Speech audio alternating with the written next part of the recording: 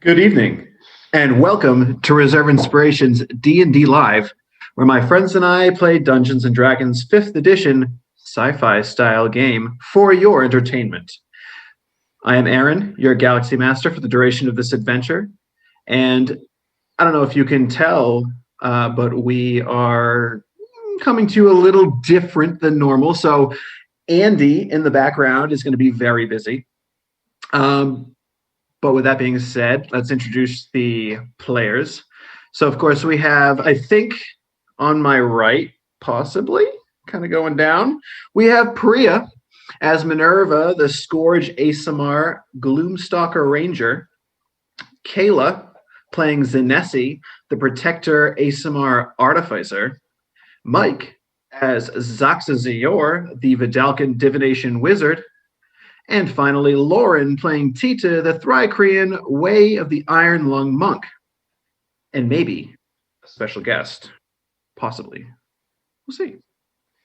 So I just wanted to announce that now that COVID-19 is ramping up once more and the Reserve Inspiration team has decided to take our show virtual for the safety of our family and friends, and of course ourselves. With that being said, you may notice a few differences, and hopefully everyone's internet connection holds out. But with that being said, we are live Mondays from 6:30. We're going to push it to 9:30 now that we don't have game reserve restrictions. And it's on Twitch. Videos hit YouTube on Fridays at 10 a.m. And please like and subscribe to our YouTube channel and leave comments below with the videos. We love it. And for information and updates, check out our Facebook, Instagram, Twitter, Tumblr, or our new Discord, which Priya is going to tell you about. Yeah. We've got a Discord server now. Come check it out. Come hang out, talk D&D, share some good memes. It's a chill time, but it's a pretty fun time. Links to that server are in the bios of our social medias, as well as Twitch. That's pretty much all I have to say about Discord. And today's Space Fact is also brought to us by Kayla. Later this month, we're going to get to see something in the sky that is going to be just so cool. So I'm just going to read right from the article to talk about it because I won't be able to explain it as well. So when the sun sets on December 21st, people looking up at the sky will see Jupiter and Saturn closer than anyone alive has ever seen them. It'll be the first time that such a sight like this will be seen in the last 800 years. The last time that Jupiter and Saturn were this close was back in 1226. The next time it'll happen will be in 2080. So if you miss this one, maybe you can see the next one. But after that, it's not going to happen again until 2400. So you might want to see it while it's there. So around December 26th, Jupiter, Saturn, going to be right in the sky, going to be very close to each other.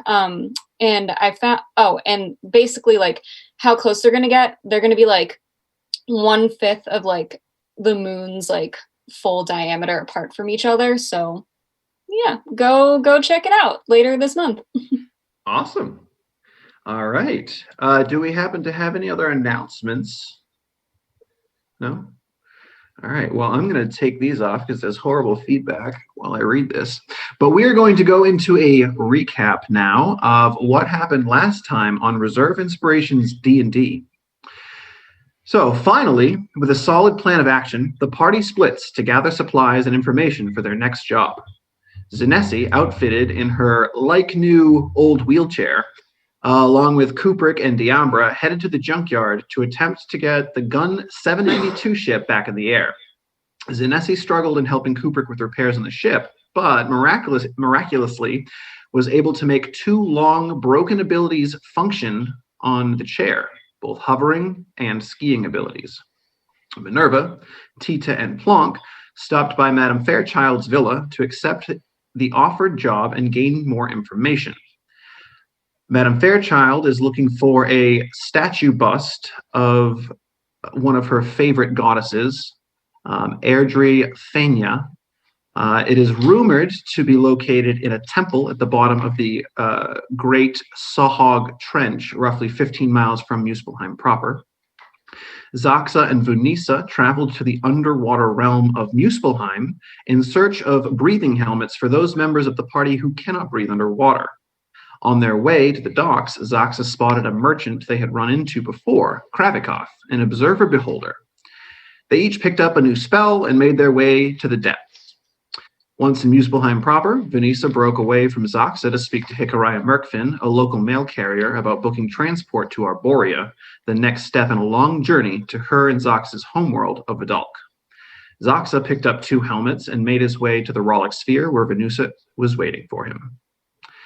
Minerva's group headed to meet up with the others when they too noticed Kravikoff's ship and paid him a visit.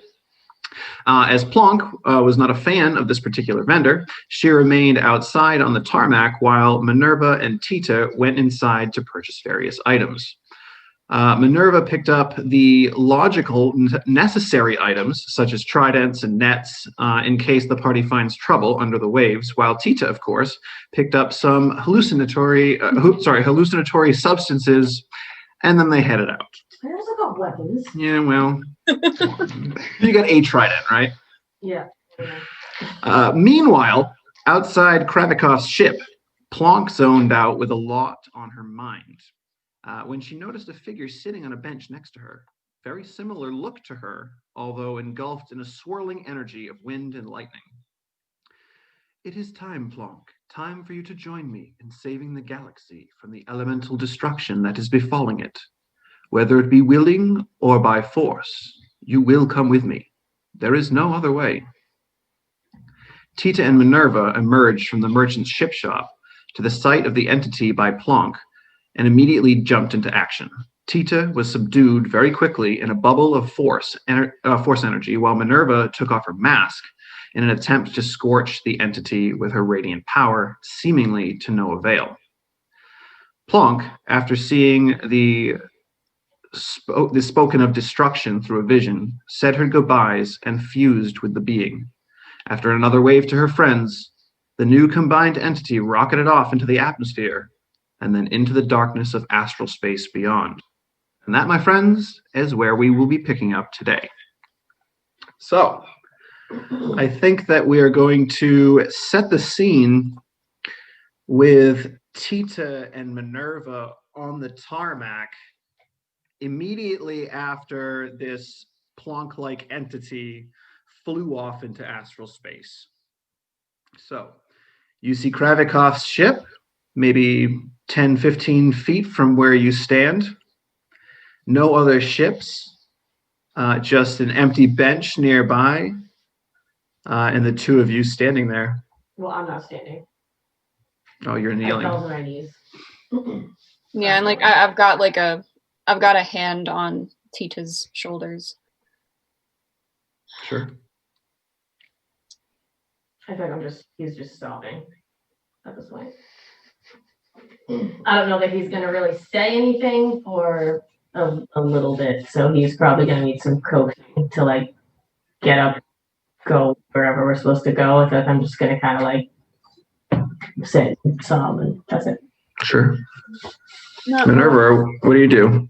Yeah, no, she'll give him a minute. Like, you know, there's no need to rush what's happening right now because that was really rough. So she's just gonna like, you know, just like she's gonna like keep her hand on his shoulder and she's just gonna like you know, like do like a comforting like little rub. But she hasn't put her mask back on yet, so she's also kind of like tearing up too. I feel like I'll take one of my hands and put it like on your hand that's on me. Yeah. Yeah. Okay.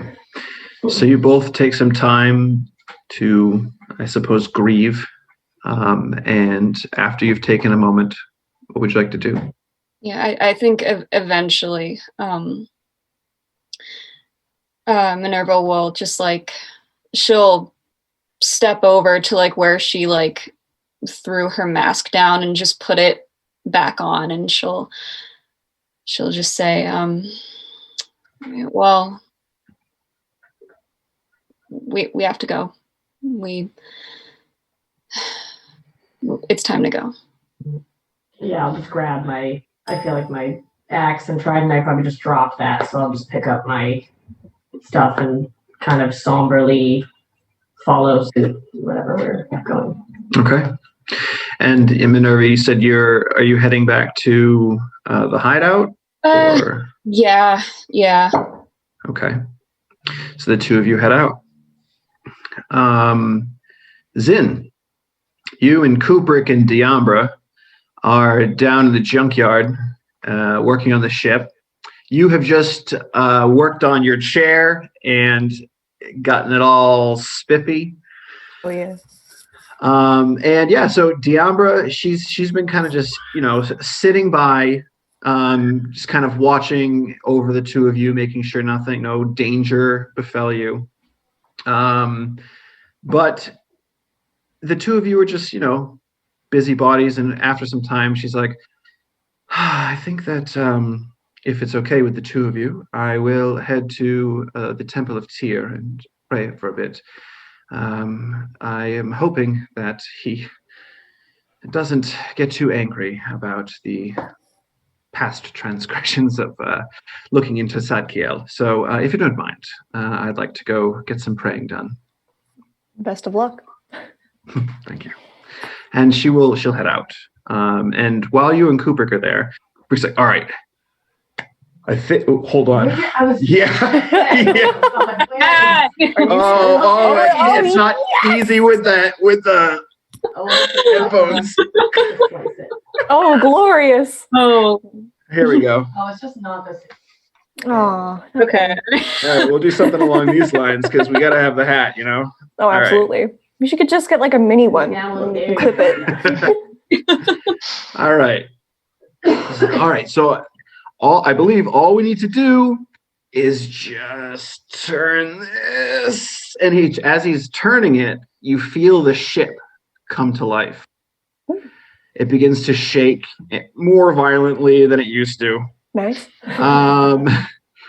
And it begins to get itself ready, but when he tries to get it to lift up off the ground, an error message starts to flash on the screen in front of you. And let me see if I got my notes here. Should have had this ready. Okay.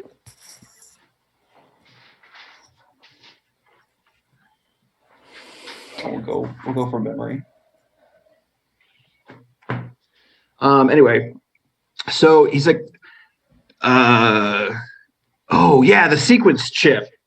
And he starts to like patting his pockets, and he pulls out his pouch and he starts just looking around. He's like, I swear it was here. Mm. Oh, let me get the tracker. And he like runs off, and then he's gone for a couple minutes, and then he comes running back. He's like, good news, it's functioning. Okay. Bad news, it's kind of far away. How far away is far away? It's not super far, but it's on one of the inner asteroids of the planet. Mm. I don't even know how that would get there. It was with me. It was on my person. I haven't been there. But we can't get the ship off the ground until I have the sequence chip. And So I'm assuming you can't get the sequence chip without a ship to get off the ground. that is true. However, we have the fighter pod. True. It's not that far. We could take it. Yeah.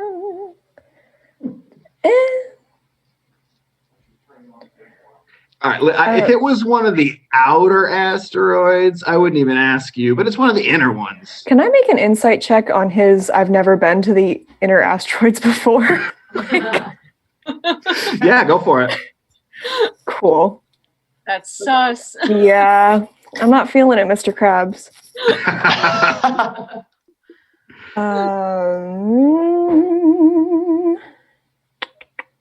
What is that? Wisdom? Insight. So Gotcha. it is wisdom, yeah, but Gotcha. Okay, so that is an 18. 18. When he said he hasn't been there recently, you believe him, but he's definitely been to the inner asteroids before, not recently. Okay.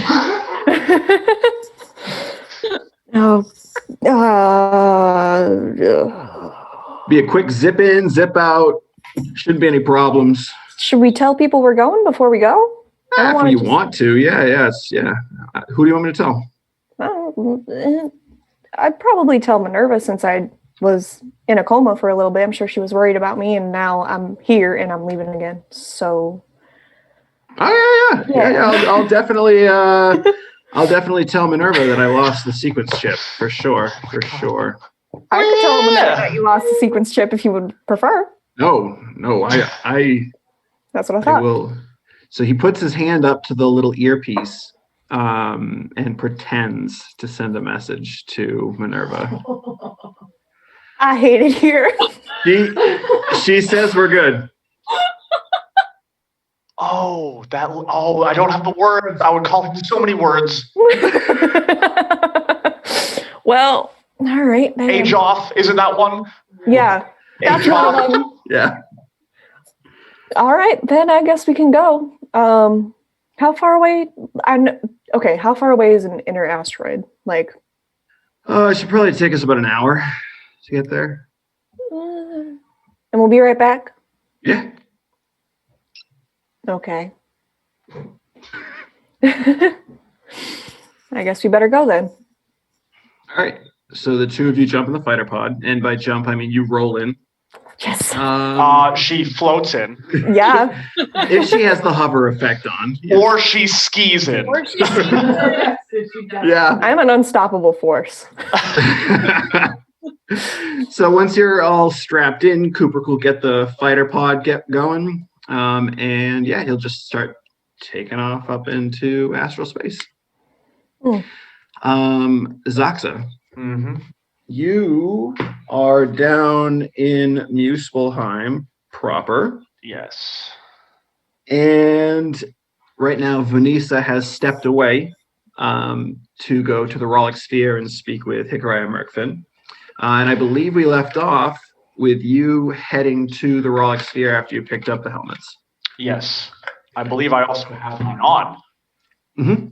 And if I don't, I put it on. I believe last time you put it on and then didn't filter the water out. That's right. You did, and you were like, oh! That's right. Because you didn't give me instructions. All right, so you make your way there, and you see as you're heading to that big bubble and the three floored kind of lifted off the ground shell style building. Oh, that's right. You see, a bunch of no-gooders causing a ruckus outside. Those dang all no-gooders. Yeah. And you guys say I talk like an old person. So you head inside. As you step inside, you see immediately one of the bars where you see a familiar face, the barkeep. I'll try to help you out with this. Yeah, it's okay. I have it somewhere. It's in Muspelheim. Be better, Ellie. Hey, you're all in different places. I don't want to hear it. Oh, that's right. Sorry, I didn't bring my book because it would get wet. Oh, and so I didn't write that down. No problem. His name is Hulvon. He is a Triton. A little bit of a pot belly. I'm sorry, one more time? Hulvon. Hulvon. Hulvon Rollick.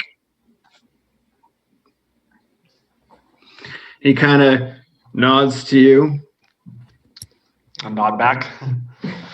Point to my helmet. Kind of gives you the thumbs up this time. He kind of yells out, "Hey, you looking for a drink? I've got all the good stuff." I take a moment to try and figure out exactly how I would drink underwater, and then I don't want to think about that. He kind of, no problem. I'm all set. All right. So you are you going to survey the area? Oh, yeah. Sure. Make a perception check. This guy. All right. 12. 12. Okay. You kind of peer around, and this is it's a bar, but it's also like a billiard club. So there's a couple billiard games going.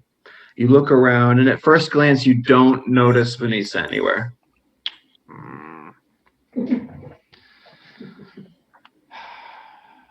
Well, I'll ask Rollick.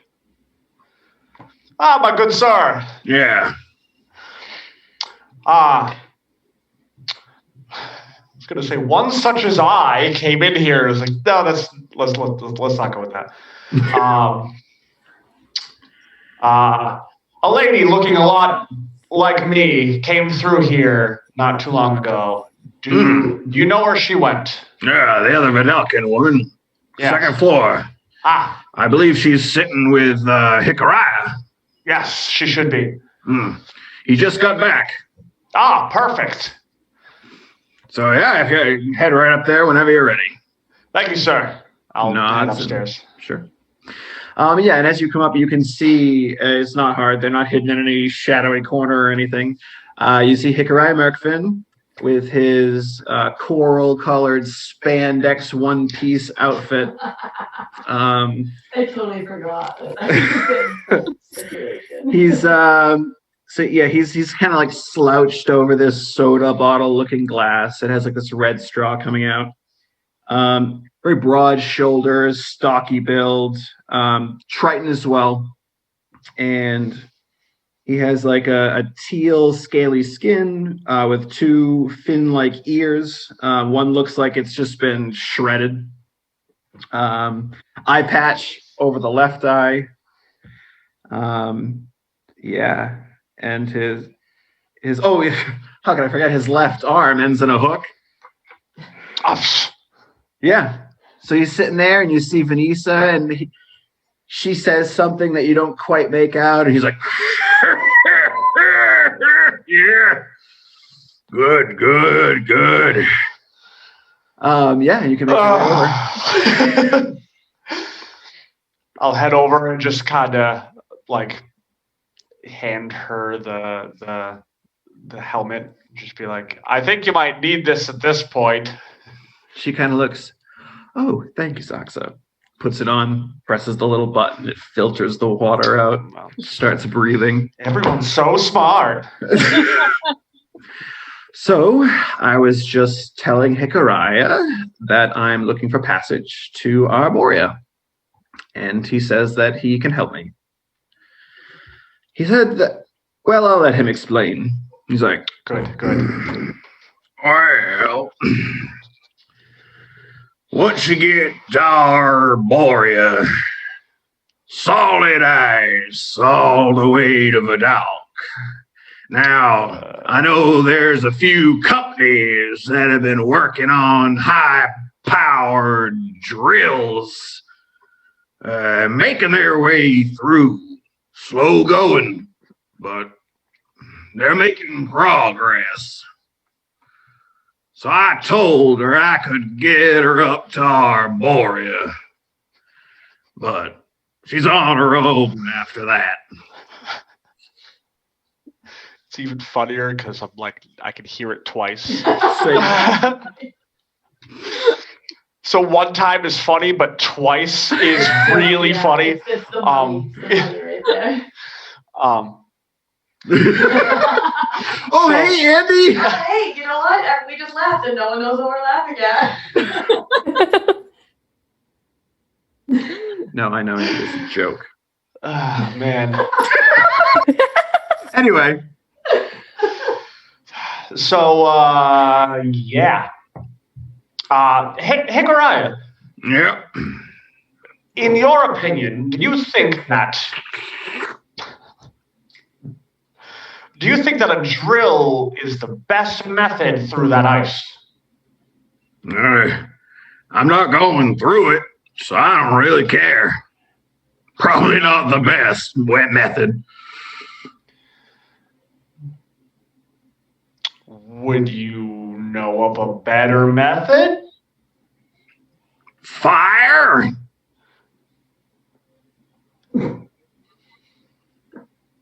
Well said. I'll take that mental note. Fire. You need a drink. I can assure you that I do not. He just pushes his over to you. You see a little red straw. It kind of just like flops a bit.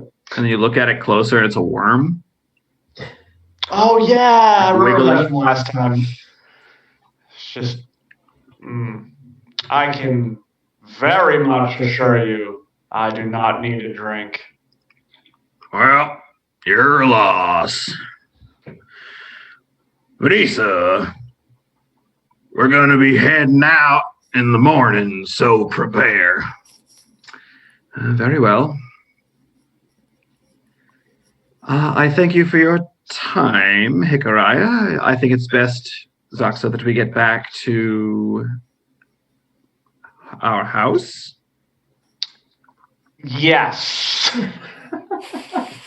Yes, I think that's a good idea. And then as you two stand up and begin to head out, she's like, where are the other helmets? Well, I did rent them with your money. I was unaware of how much was on your ship, so I started with 2. We can get more. We should probably get more. Probably. Also, I rented these for a day. You can rent them for longer. We started with a day. Probably do that as well. You can also buy them outright. That might not be a bad idea. Again, I wasn't unaware of how much money you had, so I did not want to spend it all. Well, after the spell purchases, I don't have a ton. I should have enough to get myself back to Vidalk, or at least to Arborea, and maybe get some passage beyond. I could spare a little bit more. Does Minerva have credit? I believe so, but again, I do not know how much she has. Okay. Oh, I could ask her. Minerva? You do not hear him as you are way more than 5 miles away. No response. No. Well, I guess we shall go ask her ourselves, if we need to. Very well. Well, how many more would you need, since now I'm not coming with you? Right. We would need one for Minerva, for Ti-Tih, for myself, for Plonk, and would... That might be it. I'm not sure who else would come with us. Maybe Kubrick's repairing the ship. He just starts talking to himself now. Just, I'm going to go get 3 more, and I will purchase the 2 that you got, and we'll call it a day. I suppose that works. So I will mark that off from her money. Oh, yes, and I give her back her chip. Good. She'll need that. All right, so we'll fast forward. You end up going to buy 2 more. The guy who is super rude to you is super nice to her. Oh, of course. So she bought the 2 that I rented and then bought 3 more. 3 more. Okay. Just in We case. have 5. Just in case. 5. I'm just going to write helmets of water breathing. Okay. So official. So you end up making your way back up to the surface to Isgard Prime. And as you're making your way, I'm assuming you're going back to the lair, your hideout? Yes. Okay, so as you're making your way there, Minerva, you and Ti-Tih definitely would have made your way there before Xaaxa and Zinesi. So you two make your way back. And yeah, you come to a completely empty base. No people, no stuff. No. Well, all your stuff is there, but there's no people. Does Plonk have like a pile of things? No, she actually did. kept everything. She did when she like put it in front of you guys. Where she didn't have. Oh no, but I mean like she puts everything in her backpack, and she had her backpack with her. Yeah, she always carried everything with her. Mm-hmm. Okay. All of her stuff would be with her. She did. I don't know if you remember Minerva and Ti-Tih, but she did take the night vision goggles or the dark vision goggles off and give those back. So if one of you needs to put it in the inventory. And I think that's it. So you make your way back. She gave back her communicator too, right? Oh yes. Yeah. Yes. Yep, she did. So you have an extra one in hand right now. Well, I believe that Ti-Tih doesn't have one. Correct. Yeah. Because Ti-Tih gave up his for, was it Diambra? No. It might have been either Kubrick or Zinesi. Yeah, one of them. I don't think Zin has one. Zinesi doesn't have one. It was Diambra. Okay. Okay. I think. Hold on. Xaaxa, Minerva. The shrine stuff too. Plonk. Back Minerva. Kubrick. Yeah, whatever she dropped, we Kubrick. obviously picked that up. Diambra. There's 6, so I don't know. Who has the 6th one? Zinesi definitely doesn't. No, right, because I had one. Oh my god. Guys, write this stuff down. Alright, wait, so I have mine. I know I have one. I know I have one. wait, my question was, so did she have like an area, like a known Plonk area in the cave that I would Yeah, she usually slept in like the same corner. That hole with all the oysters. Well, no, I just feel like I would go to like her area and try to like chisel something with my axe or something. Okay. Like in her. I mean, you could set up the shrine. She gave you all the stuff. Yeah, I was too sad. I didn't pick that up. Minerva picked that Ah, up. So, yeah, I'm just gonna walk like super slow, morose, and like walk over her area and kind of just etch in the ground. I'll decide what that is in a minute. Okay. Minerva, what are you doing? Yeah, I was gonna say, I don't remember if anyone told me that Zin was going to the junkyard as well. Was that a thing that happened, or? I believe Diambra reached out, or Kubrick, one of the two, told you that the 3 of them were going together to the junkyard. Okay, all right. So Don't worry, I made sure I told Mom. Okay, so she's not concerned when she like walks in to see nobody then. Yeah. I think she's just gonna go like, oh gosh. She's gonna go sit where she normally sleeps, which is like by the table that Zin used to be on, and she's just gonna like she's not gonna like lie down, but she's gonna just like lean against the wall and like just shut her eyes. Okay. I figured I would have matching into the ground. So All right. So the 2 of you kind of Ti-Tih, you hang out in Plonk's spot and kind of Minerva's chisel also and a shrine like next to her though. okay. Yeah, you can set up a shrine.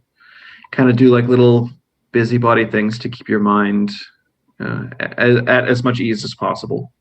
And in the meantime, Xaaxa, you and Zinesi make your way back to the lair.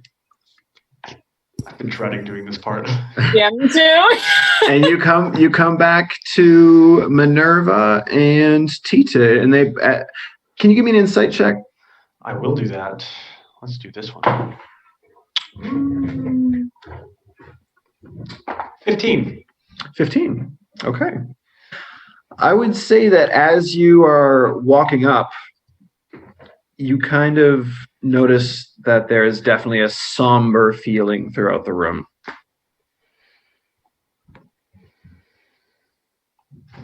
So, and I'll check for Vanessa as well, see how she's feeling. She doesn't notice.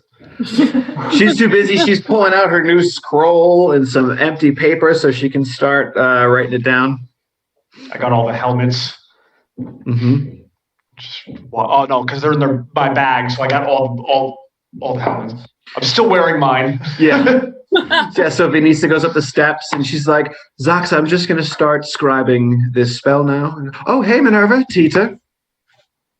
And she just keeps going. Just kind of like, right, yes.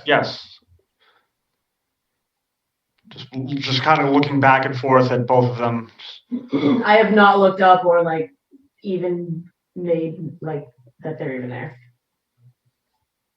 Minerva will, like, she'll look over towards you and she'll just like. So I'll head over. Yep. Am I done chiseling it, or is that still gonna be long? Yeah, as Xaaxa is walking over, let us know what you chisel. So what I chiseled in Blonk's spot was okay, bye. Because she's always like, okay, bye. But she just left, so I put okay, bye. And I'm just gonna like touch it for a second and probably still just cry and sit there in silence. Okay. I need a minute. Yeah, he just, yep, okay, bye. Yeah, so you finish carving that into Plonk's spot. And Xaaxa, you're heading up to Minerva. Yeah. So I kind of I'll take out one of the helmets and be like, I got the helmets for us. What's going on?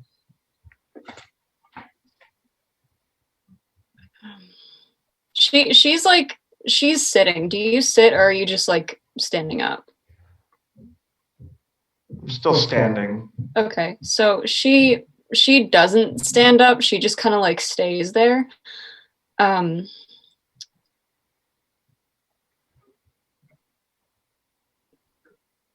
Plonk. She's gone. Can I hear them? Like, can I hear Minerva? Your passive perception's decent, right? 12? Yeah. Yeah, you could, unless you're trying to be quiet, Minerva, I feel like Ti-Tih could probably hear from where he is. She's just talking. So yes, you would be able to hear. Okay. I'm gonna kind of like perk up a little bit because I just want to hear like how she's gonna tell him, but I'm not gonna really move. What do you mean by gone? I can see that she's not here. Remember the voice she heard in her head a little while ago? Well,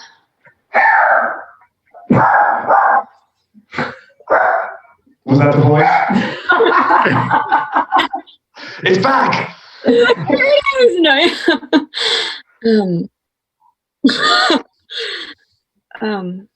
But yeah, so the thing that was talking to her showed up and he's gone.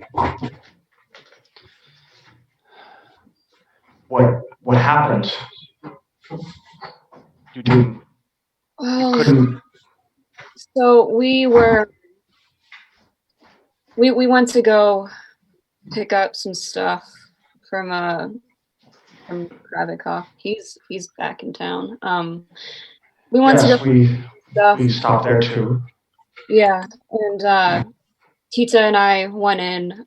Plonk wanted to wait outside. I mean, you remember what happened last time she saw Kravikov, but So she waited outside, and Ti-Tih and I got some supplies for the next job. And when we came out, it was just there. It was the thing from the elemental chaos that took her form. That was what showed up.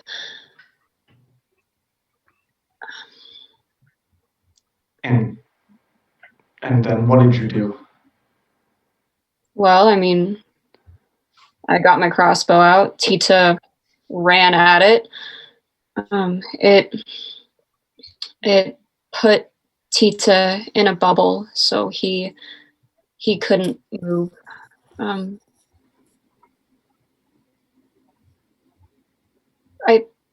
I tried. We both tried, but Plonk. She just went with him. She said she had to go. And you didn't try to stop her? You didn't try to talk to this thing? You just attacked it? Was there nothing else you could try or do? Do you think we really didn't try? Yes, I think you really didn't try. I'm gonna get up and I am mad now. And I'm gonna storm over to Xaaxa. Minerva stands at this point. Are we like the same heightish? I believe so, yeah. I am. Alright, so roughly. we're gonna face, like, I'm gonna get. I'm 6'3". Alright, so we're gonna get very close because I'm storming over. If you don't think that we tried everything we could, I don't know what is wrong with you. Yeah, and You know Minerva. what is wrong with me? I specifically told you to protect her. I tried! And I just hear cry. Yeah, and Minerva stands up too. And she's gonna take her mask off again and get like right in Xaaxa's face, and she's like, "Listen, I burned myself trying to keep her here, okay? Don't say that we didn't try. We tried. But she's not here, is she? If I could do anything, she would be here." We tried, Xaaxa. What would you have done? You weren't even there. If you were so concerned about it, maybe you wouldn't have left her either. How dare you? I was out doing things for your job that you took. Job that's going to get us back to your planet. We're doing this for you.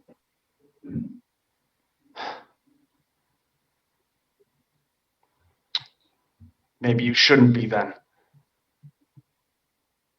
Maybe I don't need you. You think you can get to the dock by yourself?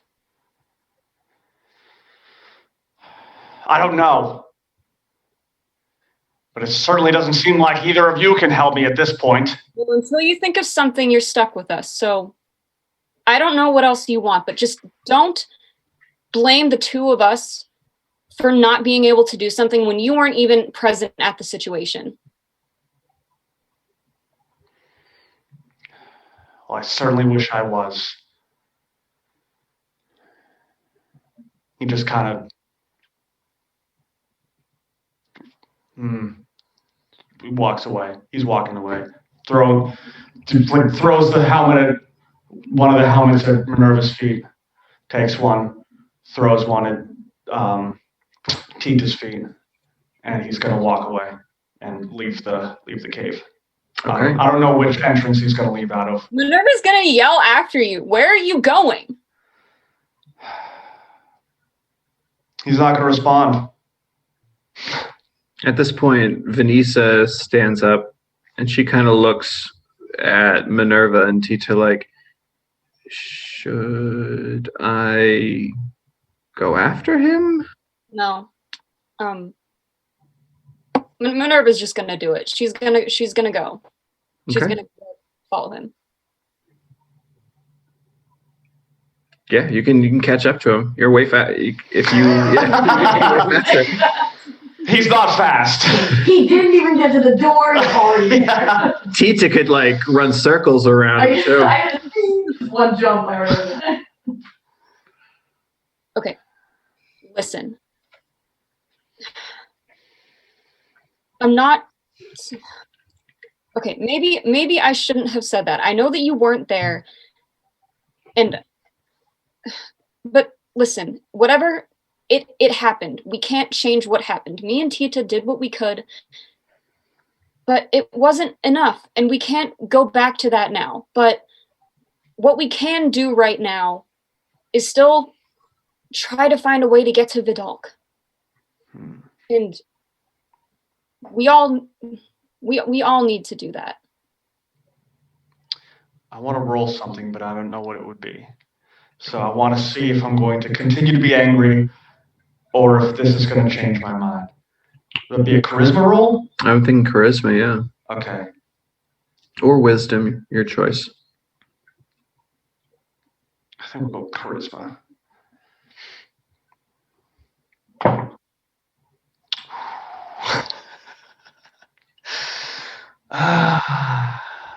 He is very angry.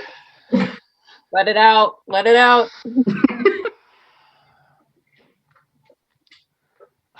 This is tough because I'm not angry. While you're deciding, Ti-Tih, what are you doing right now? Venice's kind of like peering over the edge after the two of them, kind of, not minding her own business. Is she next to me though? No. If you want to be, you can pop over. She's No, kind of no. like keeping low, but making it look like she's trying to do something else. So it doesn't. No. I'm still over by like Minerva's bed area. Mhm. I will just pick up both of the helmets and put one on her bed or whatever. Okay. And then I will carry the other one because it's for me. And I will go back to like my own little sleeping area, whatever that is, and just kind of sulk. Okay. Sounds good. All right, back to Xaaxa and Minerva. All right.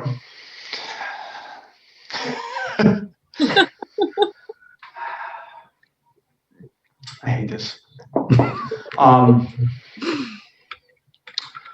So he's just got like the whole time I imagine, like, did you like stop him and get in his face again, or just like Not. Where are you in relation to him? Yeah, she's not like in his face or anything. Maybe like she could like reach out to like to touch him, but like she's not like right in his face. And she hasn't put her mask back on either. That's still off. Okay. So within 3 feet of you, roughly, for like grabbing distance. Okay. So he's going to turn around and face her and say, "You two were meant to protect her. I can't do that. I'm not strong enough to protect anyone. We've already lost you before. Now we've lost her too. Who else are we going to lose?" And just kind of turn around and keep walking out. So it's my fault then. If that's what you want to say, then say it. It's everyone's fault. None of us could protect her. It's not all of you. We tried. We tried. I don't know what else to tell you other than we tried, but I guess I don't know. Do you know where they went? No, but well, the thing is, Plonk, he sort of used with it. I don't think like her body doesn't even that doesn't even exist anymore. So, but it did say that once they're done with whatever it is that it needed her for, that it's going to bring her back to us. And I mean, if it doesn't, I'm going to kill it, and it knows that. But you couldn't kill it before. What would be different?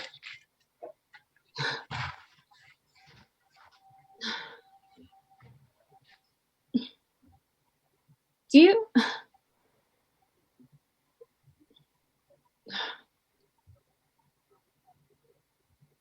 You know who you sound like right now? What's that? You sound so very similar to number one. You should have. Why didn't you protect her, Minerva? Why didn't you do more, Minerva? Why did you come back here instead of her, Minerva?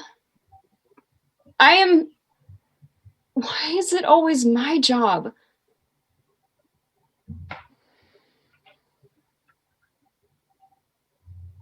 You don't know how many people I've heard this exact thing from, whether you're outright blaming me or not. I've heard it all before, and I'm tired of people going missing being my fault.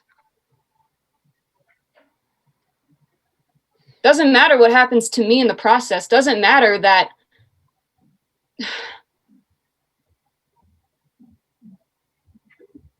And what happened to you this time?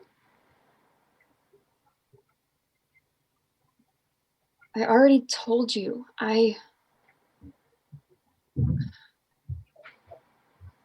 Come on, I mean... What time of day is it right now? Sorry. No problem. You went out in the morning. You went down to Muspelheim and back, all that other stuff. It's probably like early afternoon. Well, walking back mid-afternoon. Okay. Oh, and you went to Kravikov's. Yeah, it's definitely mid to late afternoon at this point, for sure. Okay.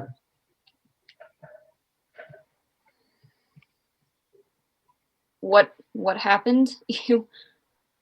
I already told you. You don't think that I look like this for no reason. Her mask is still off, and like she has just like all of these scars, and they all look like burns, and one of them is fresh. Come on, I told you. I tried to burn it and burned myself in the process. I tried.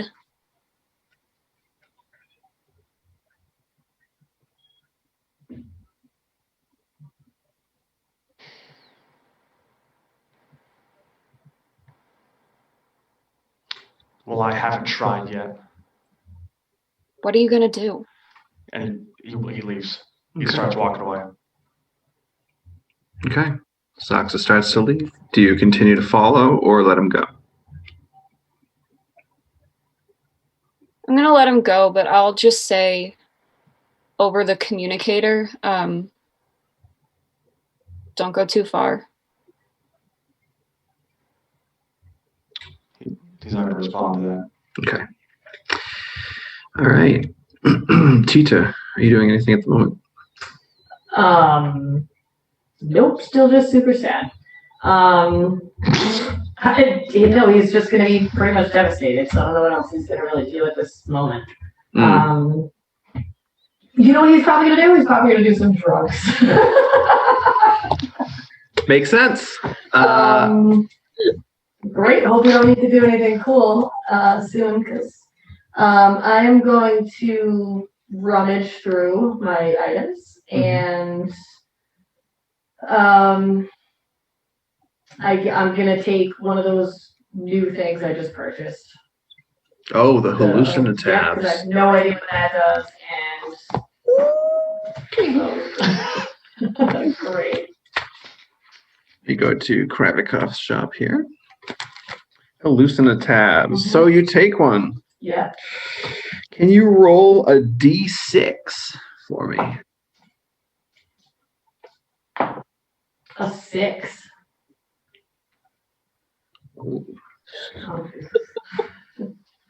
So you sit down in Plonk's spot, kind of trace your claws over the carved marks that you made. And you take the tab. At first, you begin to see the room, almost like the magma, the heat that's rising off begins to kind of warp in your vision. And the oranges seem to stretch into yellows and reds, into purples and greens, and colors begin to swirl around your head. And then you see fire. Just a small flickering flame. And you swear you can smell alcohol just kind of wafting around your face. I'm so pumped. You then make out an image of Plonk, though distorted by whipping winds and crackling lightning. You see a smile sort of come to their face. And you know that though she may not necessarily be happy where she is, you know, or she knows that she's on the right path. And you get a bit of a calming feeling from that. But then that fire bursts once more. And you can see these white billowing cloth sheets just flowing in front of your vision. And the trip just continues going on. With the 6, you got to see a slight glimpse into the future. I feel like when he saw Plonk or whatever, if she looked kind of okay-ish, I'm assuming they well, not for real, because he's tripping, but locked eyes or something. Oh, yeah. So I guess seeing her, if I thought she looked okay-ish, I probably, obviously in real life, but it doesn't matter, I'm gonna kind of wave. Yeah, not necessarily like a happy smile, but a determined. She has a determined face, like she has a task at hand that she's working on. Okay, so then I would know, all right, she's doing something. So yeah, I'm just gonna kind of claw up and okay, bye. And you almost swear that there's a little bit of a wink as the entity kind of blurs and disappears. Okay. And yeah, that's your trip. At this point, Minerva, you see Ti-Tih as you come back up the large stone steps to the higher platform. You see Ti-Tih kind of sitting where Plonk normally sleeps, and he's just out of it. He's just staring up at the ceiling, eyes glazed over, smile on his face. But yeah, he's just kind of out of it. Would you like to do anything? Vanessa is there. You can see her kind of, she has retreated back to where she sleeps, and she's kind of scribing from her scroll. You can see every once in a while she kind of peeks up at you. Yeah, no, I'm gonna go over to talk to her actually. Sure. I'm just gonna I'll just sit down across from her, just flop over, I guess. Maybe I should have had you go after him, because he's gone. Don't know where he's going, but so much for helping him get to Vidalk. Well, he's pretty slow. If you want, I could try to chase after him. Oh, wow. Well, I mean, I don't know exactly what direction he's heading, but I'm definitely not going to stop you if you want to. Maybe we should give him some time. If you want, I can always take one of those ear things and try to reach out to him later. Yeah. That That might be a good idea. Do you have an extra or yours or? She does have the extra one, but like I think she's gonna like her plan was to give that to Tita at some point, but so she'll just say, I can find one for you to use later if you want. Sure. Good. I don't want him going out too far on his own. Yeah, I mean, I told him, but I don't know. I get it if he needs space, but I'm just worried. Me too. Especially since I'm leaving tomorrow morning. You are? Oh, I haven't told you.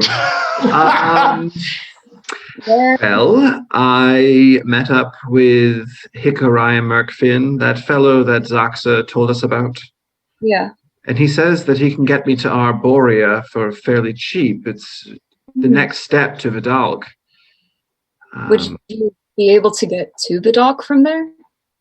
I don't know for sure, but if I'm unable, then I'll have to try to go around the ice, and that's a much further journey. Yeah. I mean, of course, I don't know if our plan to patch up the ship and get through the ice somehow is even going to work, but we are still going to try to find a way there, so... Yes, and I hope that Xaaxa and the rest of you would be able to get there. The planet doesn't seem to be in a good situation. Yeah, so I mean, I don't know. You're certainly welcome to stay with us, but I understand if you want to try and get there your own way faster. As much as I would like to stick around with this group and interesting bunch that you are, I think I need to make my own way. No, yeah, that makes sense. So I will make it my final task or job or whatever you want to call it to get Xaaxa back to your group. And she stands up, closes her book, and she starts to... I will trail him. And she starts to leave. Right. Thank you. Of course. She steps out. That leaves you and a stoned out of his mind Ti-Tih in the lair. And now, Zin, you have been so patient. We're moving on to Kubrick. I gotta get that hat going. So with Kubrick, you go whizzing off into astral space. Nice. And he's like, so, as you're just, flying to your destination, he's like, so, Zin, I obviously only met you that one time when you were kind of showing me how to get the, work this ship. Mm-hmm. What do you like? Do you like music? Like what do you like? What do you like to do? Smooth Kubrick. Well, slide in with that like one arm around.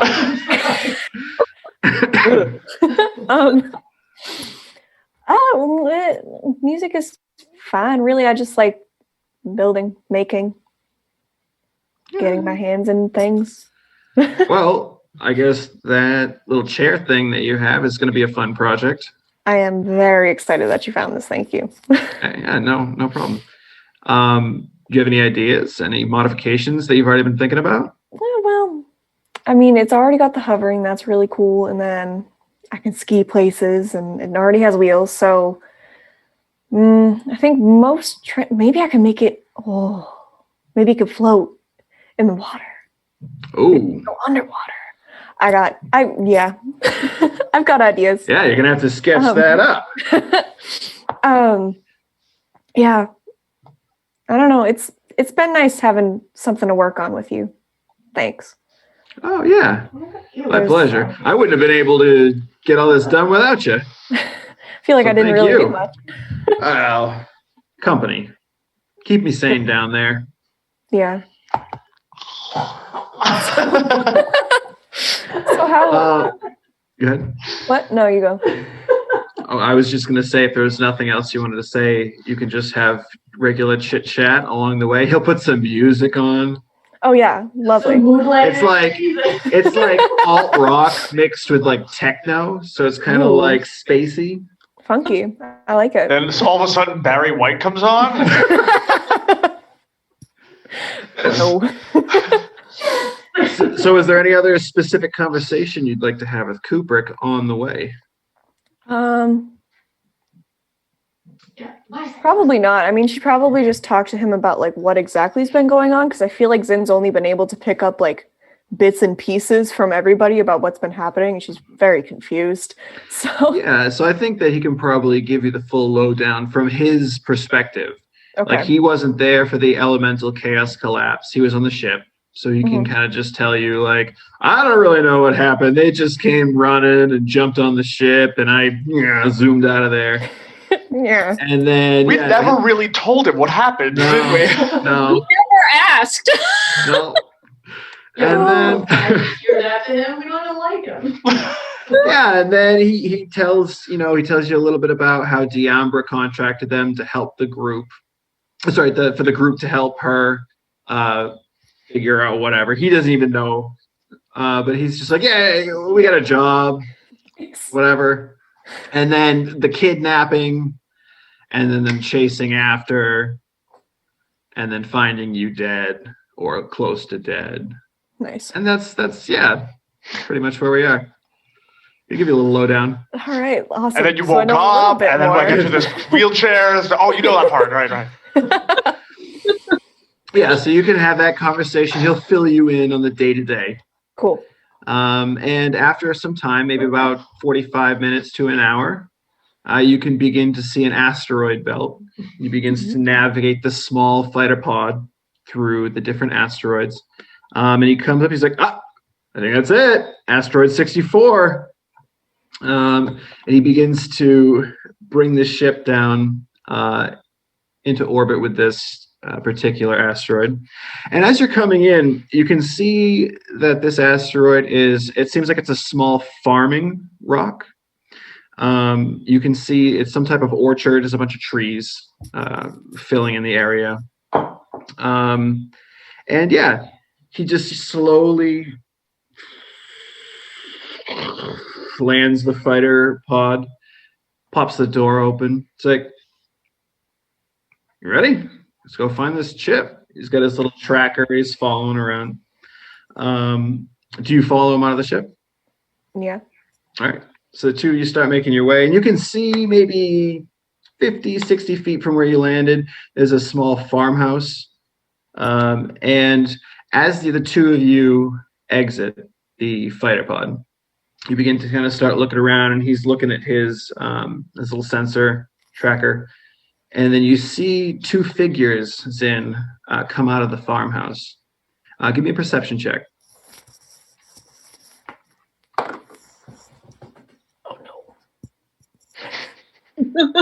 Oh no.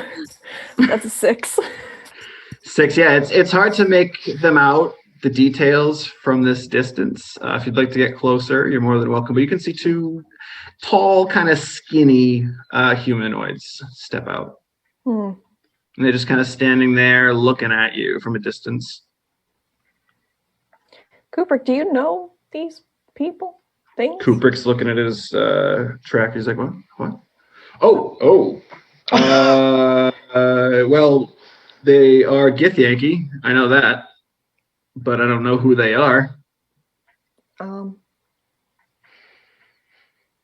Well, should we talk to them? Do you think they'd be able to help us find it? Yeah, why not? Okay. So yeah, he'll start to approach, and as they do, you can hear one of the two of them be like, "Are you the ones we called about removing her?" I do not think so. Nope. We are just looking for. we're on our own mission. We didn't. You are not the galactic unrest neutralizers? Which you know is like the military of Isgard. No.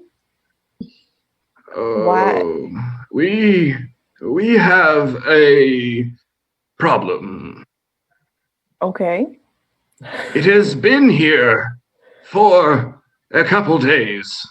And as you get closer to this guy, you can see that they have, like I said, two very kind of lithe, skinny humanoids. They have like a marigold colored skin.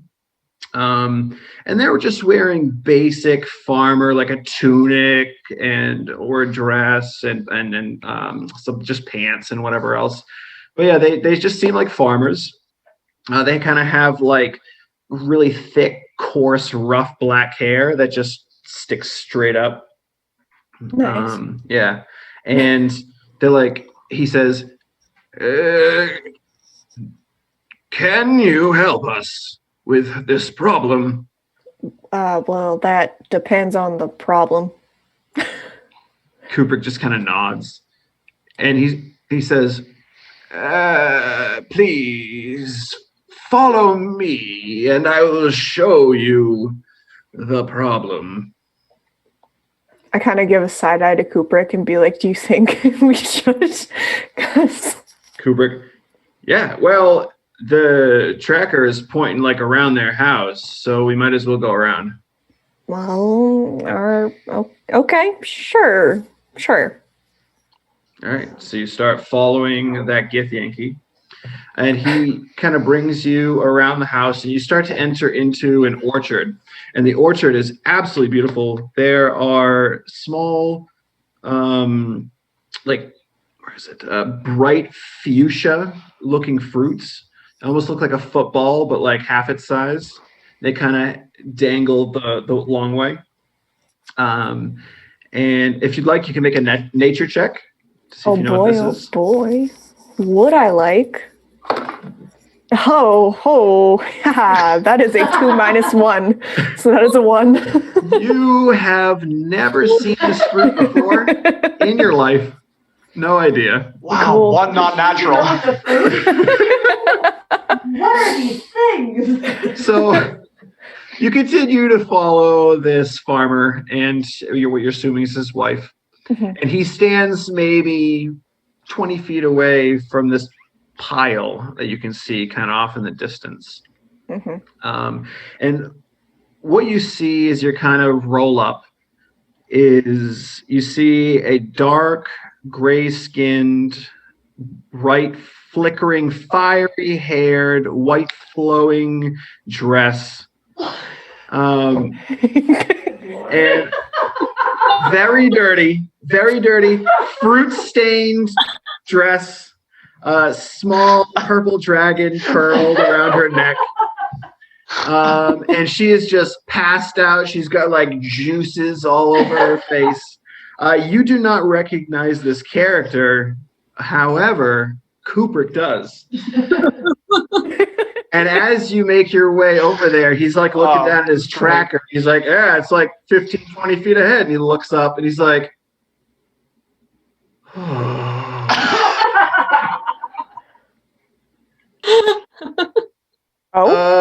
string. He like goes over and pushes your shoulder. Wait 5 minutes. String. Kicks you. He's like holding his tracker right in front of you, and it's like beep beep beep beep beep beep. He's like, "Where's my sequence chip?"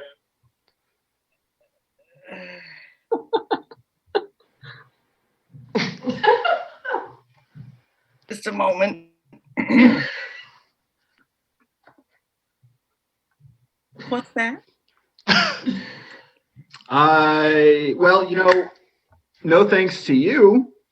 I went to the junkyard, fixed our ship, and I was about to fly it. And then Cool. I remember you. Oh, I remember you too. like a copper, or a cubby, or what is it? Kubrick? now? Yes. Wait, no.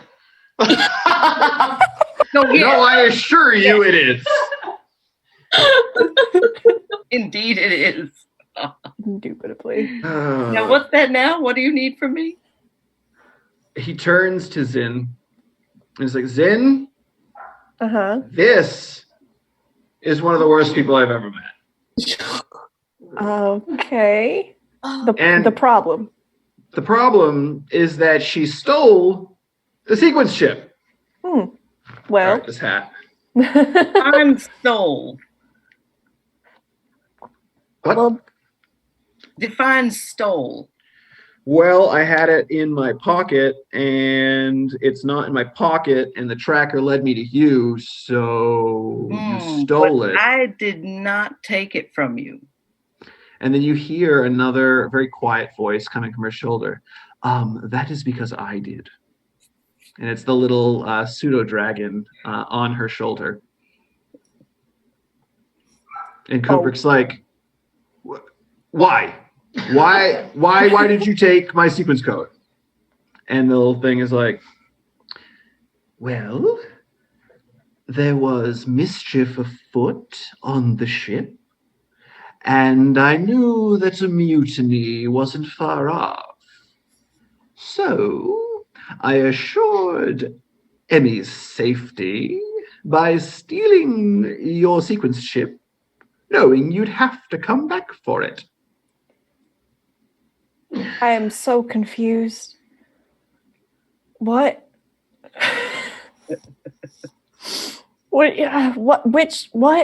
What ship? Which one? Ours or yours? What do you mean? Oh God. Poor thing. She's never even met me. She doesn't. Kubrick, all right, well, listen, just give me the chip so I can get out of here.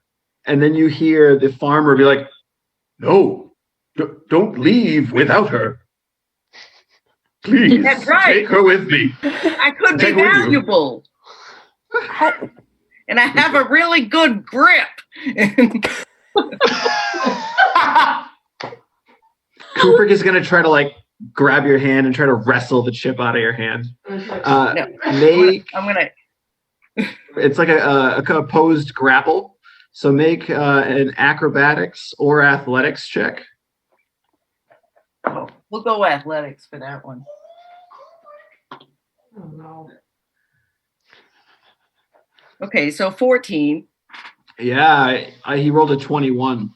So he grabs your hand and starts wrestling back and forth with you and pries your fingers open, takes the chip. I'm not taking her with me. And like he puts it back in his pocket, turns around. Let's go, Zen. What? The farmer like runs up. Please, sir, take her with you. Why can't we take her with us, Kubrick? And why does he hate me so much? Listen, maybe if your pilot wasn't a fiend there it is. and you There it made is. me work with him, then I would be a little more understanding. Kubrick. Sir, I do not see in biases, so I did not notice that you might not like him. In the future, perhaps if you would speak up, then I would understand if you had a problem. He like narrow eyes you. I did bring up my concerns. Wait, did he really?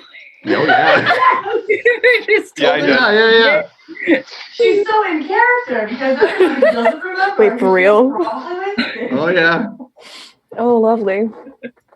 Well, it would please you to know that I do not anymore have a so he's no longer employed by me. Wait, so does that mean that I could fly your ship? Well, I Yes, mean, if Kubrick, I that's what that found means. it, then You lost your ship? Oh, you'd be pleased to know that I have been abandoned here by my entire ship. I am pleased to know that. I thought you would be, sir, but I also thought that you might think it interesting if you found it. I do need someone to fly it. Give me a persuasion check, please. Of course.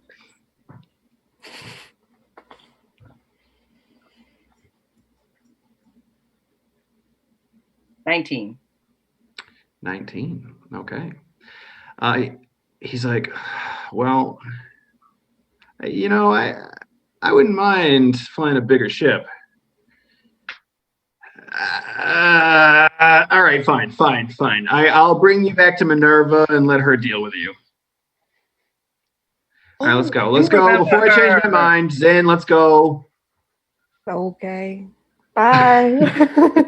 The farmers are like behind you, like, oh yes, thank you. Have fun with your fancy trees. I like them.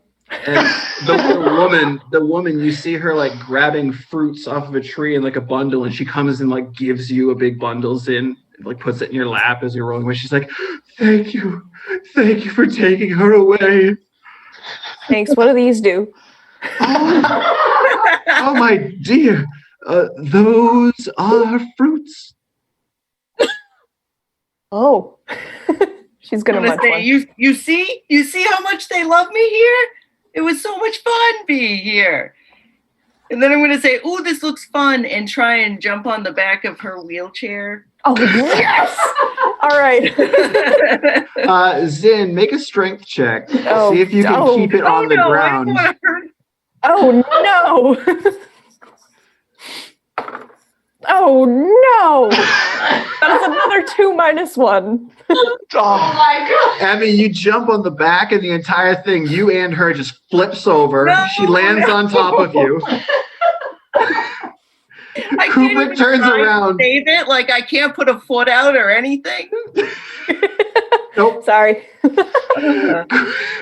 Kubrick's like, are we serious right now? I have no control. Clearly. Oh, I'm not blaming you. And he goes over and like lifts up the chair and like helps you get back into it.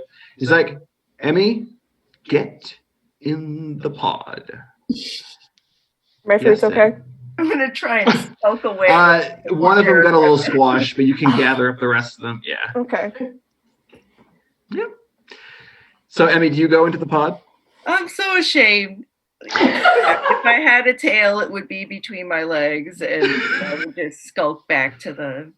Yeah, I'm just gonna go sit in the back and shut up.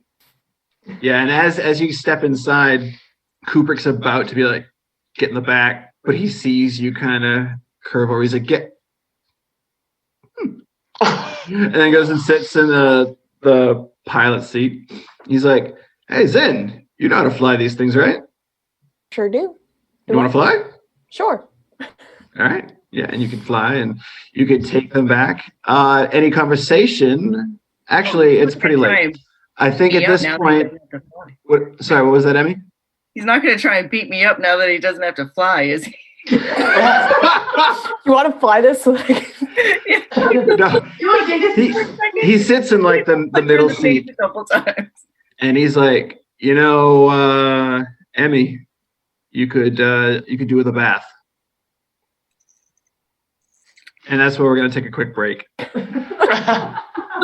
So we'll be back in like 5 to 10 minutes. Thank you so much for watching us be ridiculous.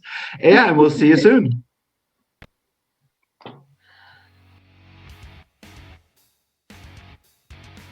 What do you want to know about me exactly? My name is Minerva, I come from the planet Isgard, and I'm very good at finding things. That's about it. Alright, fine. I'll explain a little bit more. I'm not necessarily a bounty hunter, but I do travel across the galaxy in pursuit of different targets. The galaxy is a very big place. There are many wondrous things, of course, but with the good sometimes comes the bad.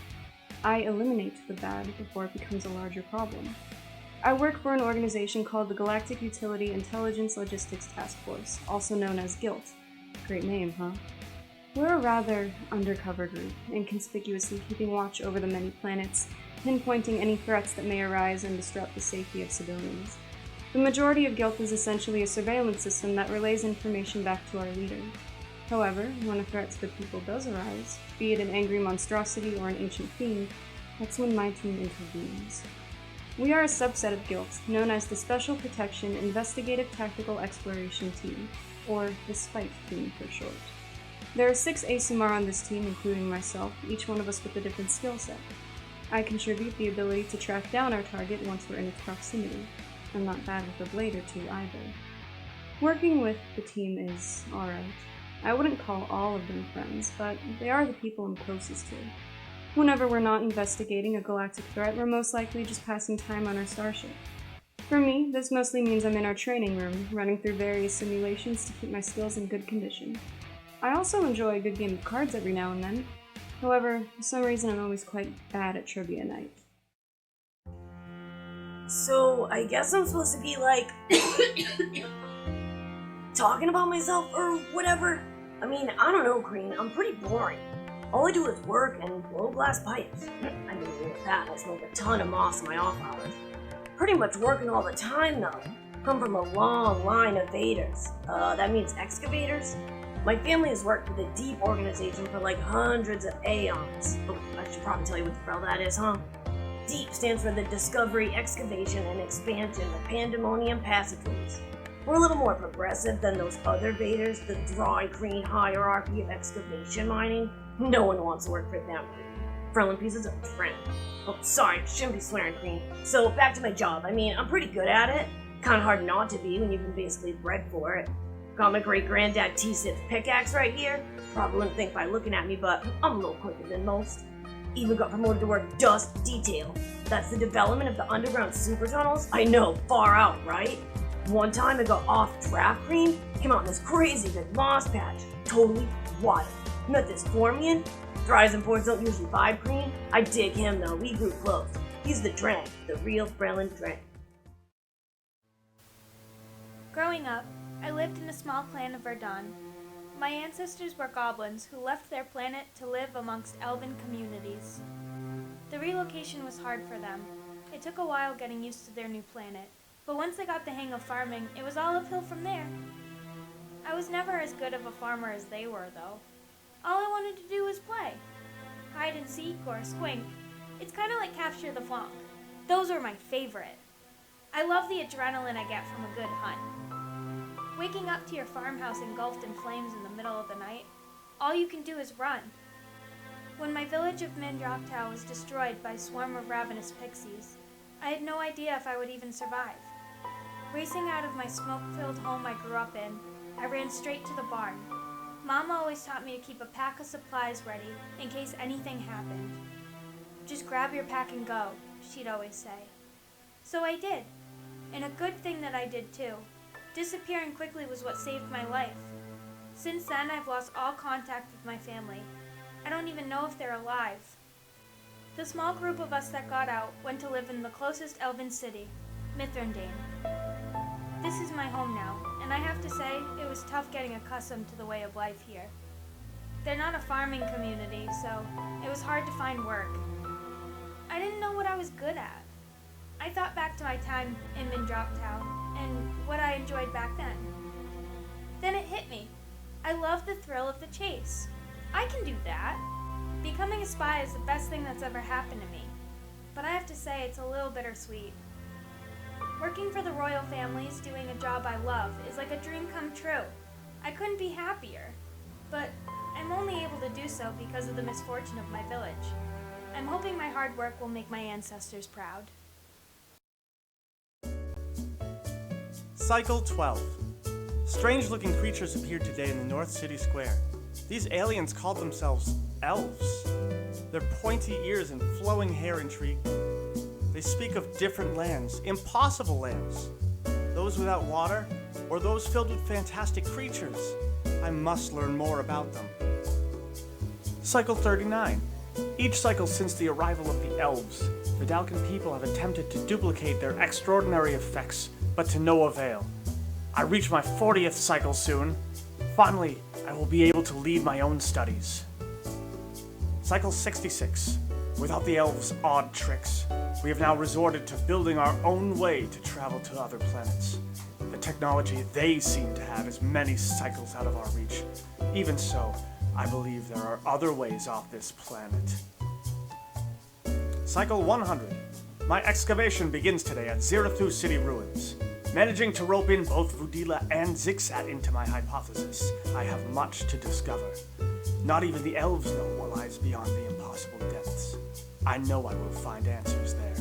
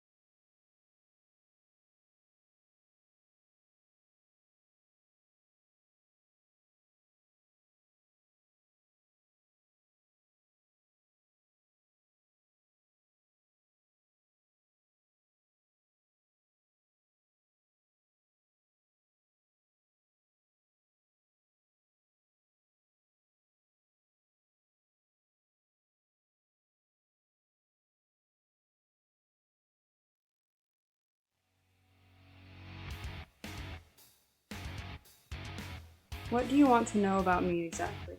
My name is Minerva, I come from the planet Isgard, and I'm very good at finding things. That's about it. Alright, fine. I'll explain.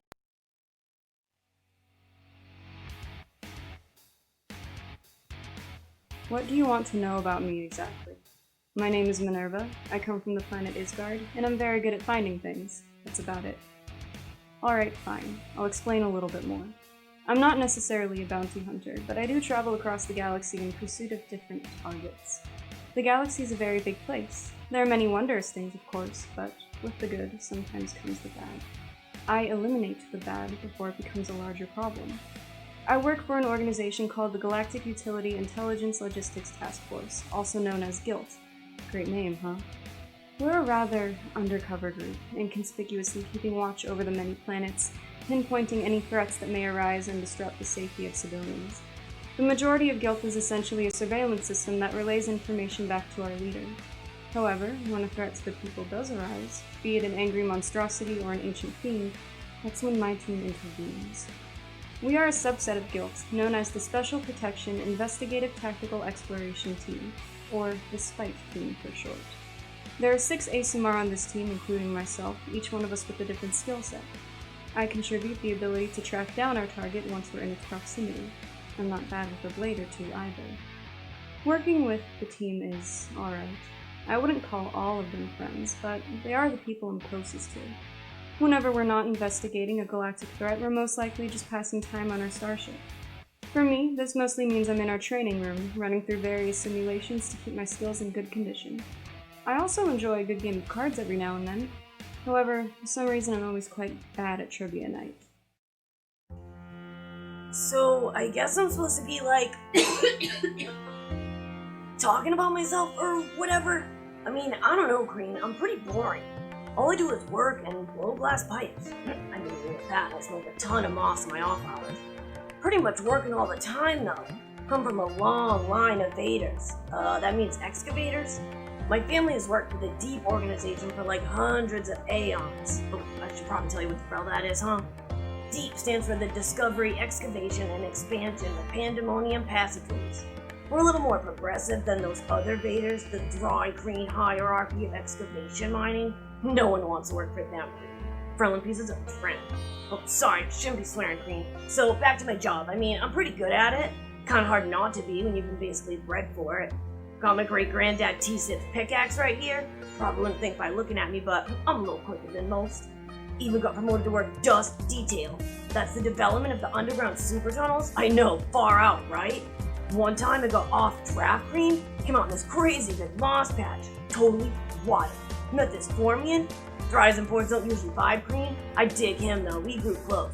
He's the Drang, the real Frelin Drang. Growing up, I lived in a small clan of Verdun. My ancestors were goblins who left their planet to live amongst elven communities. The relocation was hard for them. It took a while getting used to their new planet, but once they got the hang of farming, it was all uphill from there. I was never as good of a farmer as they were, though. All I wanted to do was play. Hide and seek or squink. It's kind of like capture the Plonk. Those were my favorite. I love the adrenaline I get from a good hunt. Waking up to your farmhouse engulfed in flames in the middle of the night, all you can do is run. When my village of Minerva was destroyed by a swarm of ravenous pixies, I had no idea if I would even survive.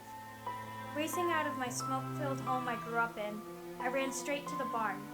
Mama always taught me to keep a pack of supplies.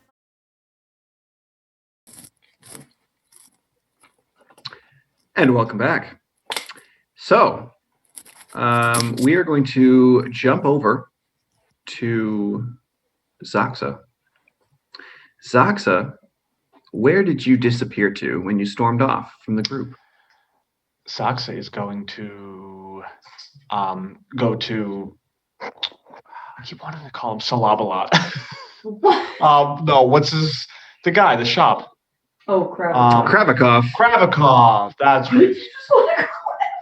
That's from something else. Different game. Yeah, so he's going to Kravikov's shop because that's where he was told that Plonk was last, and he wants to investigate the crime scene. Okay. So you head there. I'm going to see if Vanessa can trail you. Okay. I mean, it would be really hard not to trail. Right. So yeah, you make your way to Kravikov's shop. As you're traveling down the mountain, you can see new ships coming in, ships leaving. Yeah, and you make your way, and you go to the edge of the cliffside. It takes you some time, obviously, to get down there. The cliffside, with a skiff flies over and picks you up and brings you over to Kravikov's private little floating island. Ooh. Yes, and you head over there and onto the tarmac, and yeah, you see Kravikov's ship, and there are no other ships of any kind. It seems maybe he has rented this one out. Yeah, you see a bench. Other than that, it's pretty empty. I guess I'll just start investigating the area. Sure. Make an investigation check. Anything in particular you're looking for? Signs of Plonk. I mean, yeah, signs of Plonk. Okay. I don't think he would know what he's looking for. Make an investigation check. Great. Wow. I rolled a 2, but that's an 8. Wow. Yeah. Oh, yeah. Still useless, but you know. You're all rolling real well tonight. Two? Yeah. Yeah, 2 plus 6. Yeah, you search around, take a look under the bench, around the bench. You kind of pace back and forth along the tarmac, see if you can find any type of clue. Nothing. There's no sign that she was even here. But after you've been moving back and forth and looking around, you kind of poke your head up and upset and whatnot, and you notice that Vanessa is just standing off toward the edge, arms crossed, just kind of watching you, letting you do your thing, giving you your space, but she's there.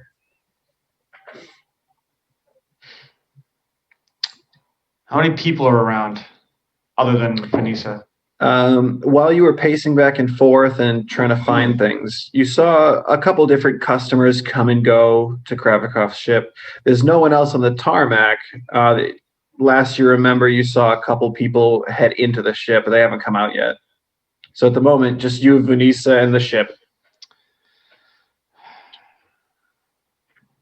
This would have happened a while ago. This would have happened while I was underwater, so I don't suppose that anyone that's in the ship currently is gonna remember seeing Plonk. They're probably long gone. The only one that might know is Kravikov. So I'm going to go ask him. Okay. Sure. So you head inside. I head inside. Yeah, and when you go inside, you see Kravikov. He's kind of turned around so you can see the leech-like mouth with the tongue kind of hanging out. I was just sitting there. That's the one you immediately see when you walk in. But yeah, you could hear a couple people in one of the aisles talking. But yeah, you can head right in. You see one of the long mouths that is stretched out and has like made its way down the aisle where they are. I'll try and find the more friendly mouth, not the panting mouth. Yeah, and as you kind of like circle around this hovering mass of flesh, you notice, and you can also hear this, the voice that you hear is the pleasant merchant. He's around the corner. The mouth is around the corner speaking to the customers. What you have available to you is the tongue one and the one with the cigar. All right, cigar it is. Oh, welcome to my ship shop. Yes. I was wondering if I could ask you a question. I'm all ears, but not really. He's going to immediately think about, no, you're actually all mouths, but he's not going to say that. And immediately get angry at himself for thinking that. Just like, and then just, I was wondering if you knew everyone who's been on this area around your ship. Well, I've got a pretty good memory. I remember most of my customers. This particular person did not enter the ship. She stayed outside. Oh, you're looking for my security cameras.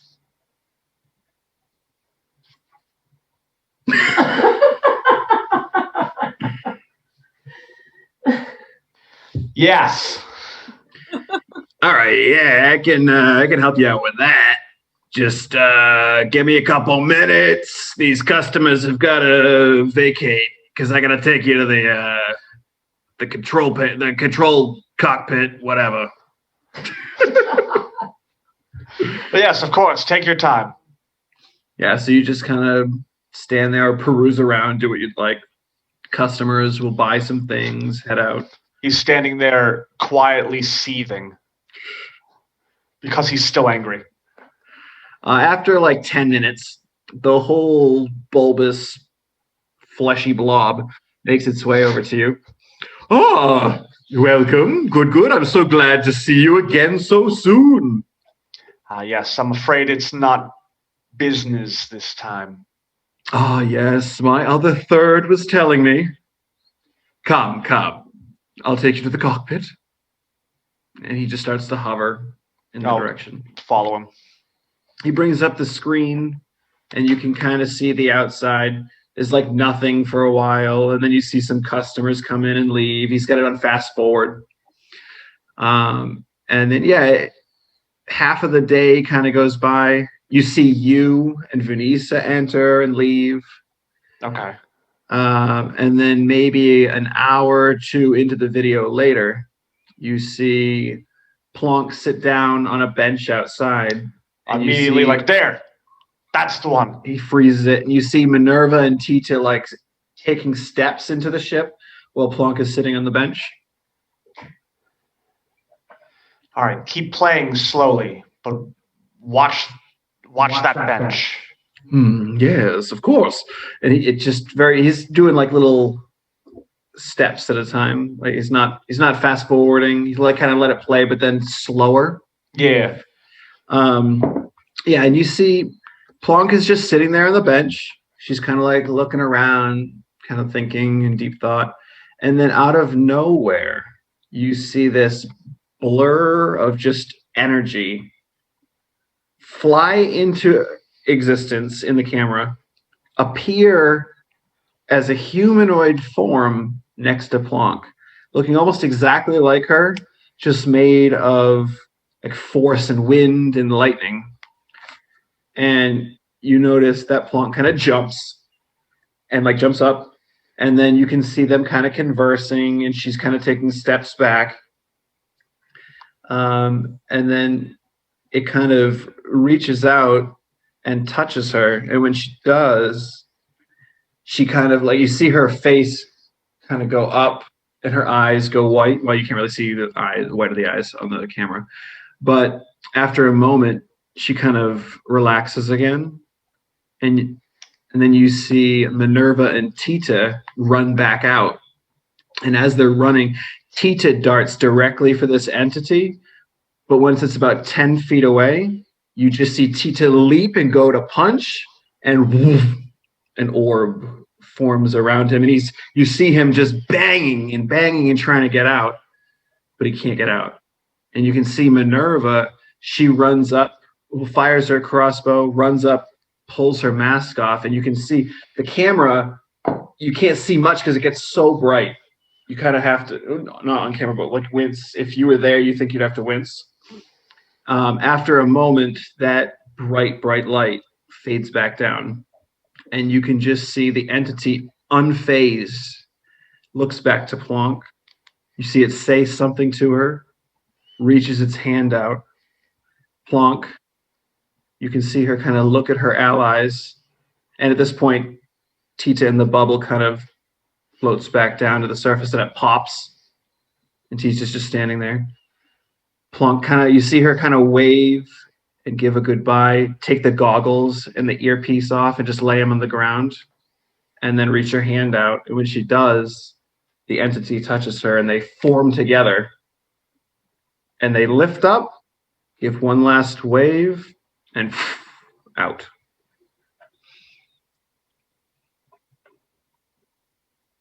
I hope that's what you were looking for? Yes. Good. Now, can I get anything for you from the shop? Not today, I'm afraid. Oh, too bad. I would like to give him 5 credits for his troubles. Oh, thank you. No, thank you. And then he'll walk out. Okay. And as you head down the gangplank, you see Vanessa standing there waiting for you. She's like, so, she just kind of looks at you like that. She leaves it just open-ended. He's going to bow his head. And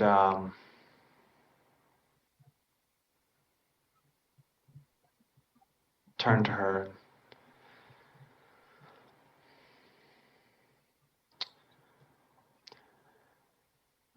I think I need a drink. Really? Okay, sure. Yeah, let's go. And she waves down a skiff, comes over, and she'll whisk you off. Minerva, what are you doing? I think she's actually gonna go over to where Ti-Tih is, just kind of like Zoned out. Yeah. Still. And she's not gonna say anything, but like she's just gonna lie down next to him, like not like too close, but like like a couple, like a foot away, so that like if he comes out of it, like she's there. Okay. Yeah. Yeah, I would say well, this time that Xaaxa's been gone, Ti-Tih definitely would eventually probably still have some lingering effects, but not as intense.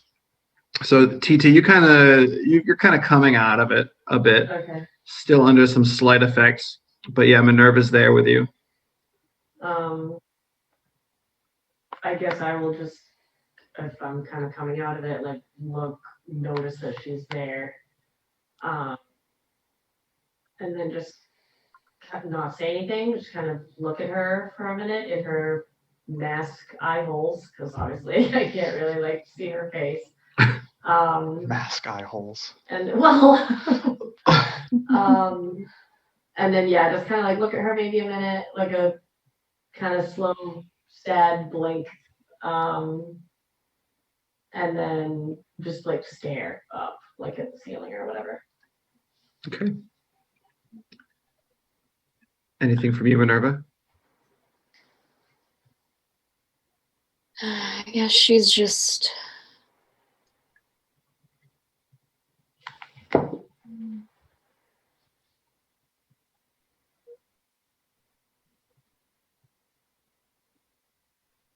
She just kind of says well,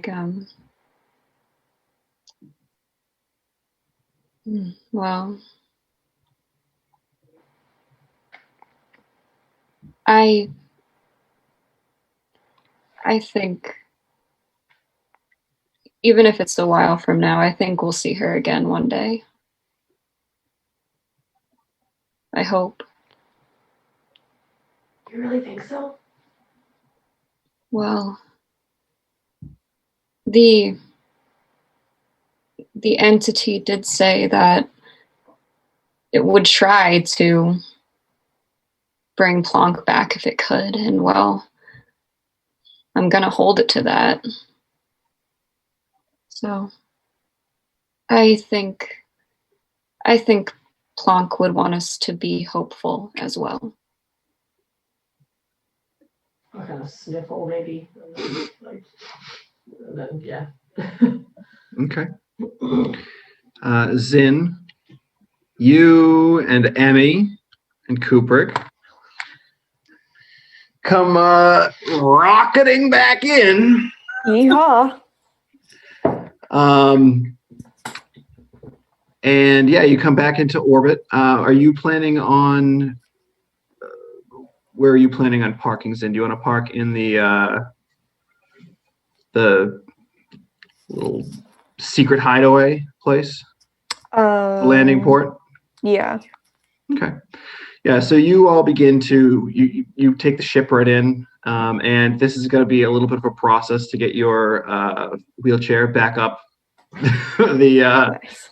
So that's going to take some time. And in the meantime, Minerva, while you're sitting with Ti-Tih, you see Diambra come in, and she kind of just walks up and she looks, oh, you're back. Good. Yeah.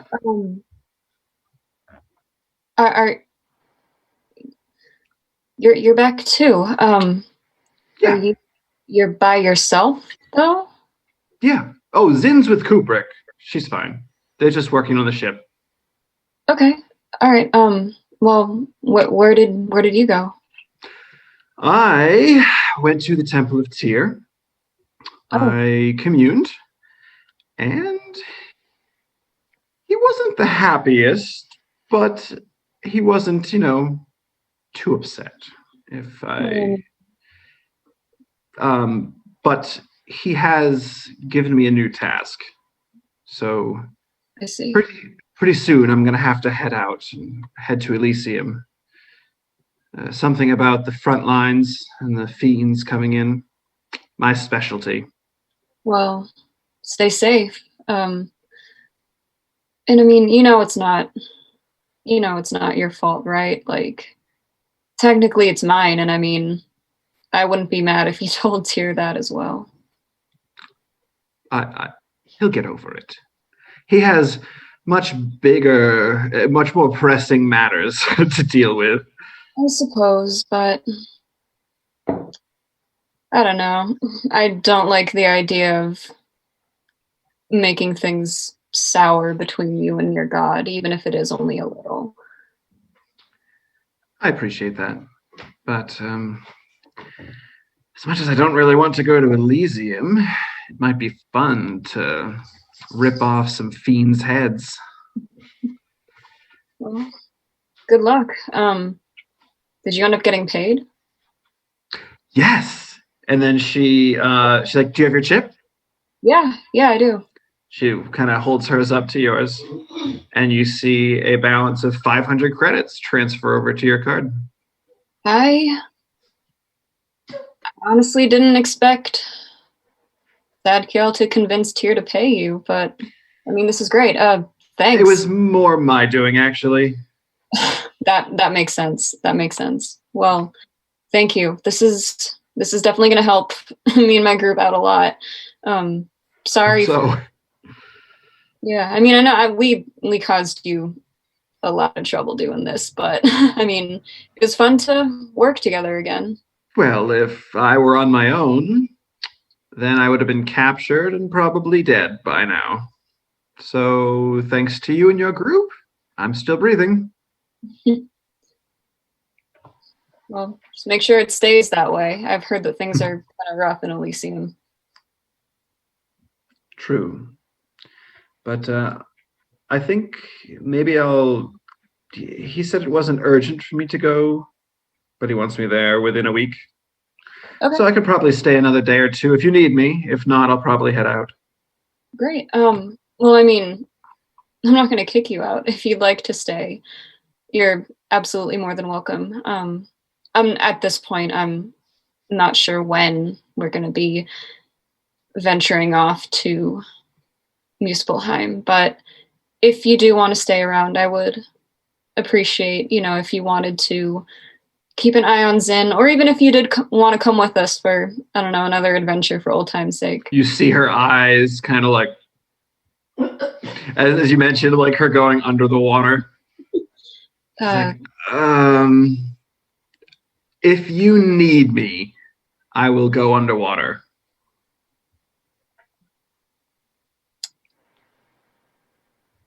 Well, I don't want to force you to do that. I mean, we could always use another fighter now that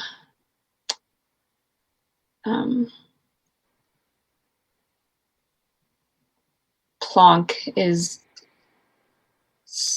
gone. What? Where'd she go? Yeah. I'm just gonna start sniffling again.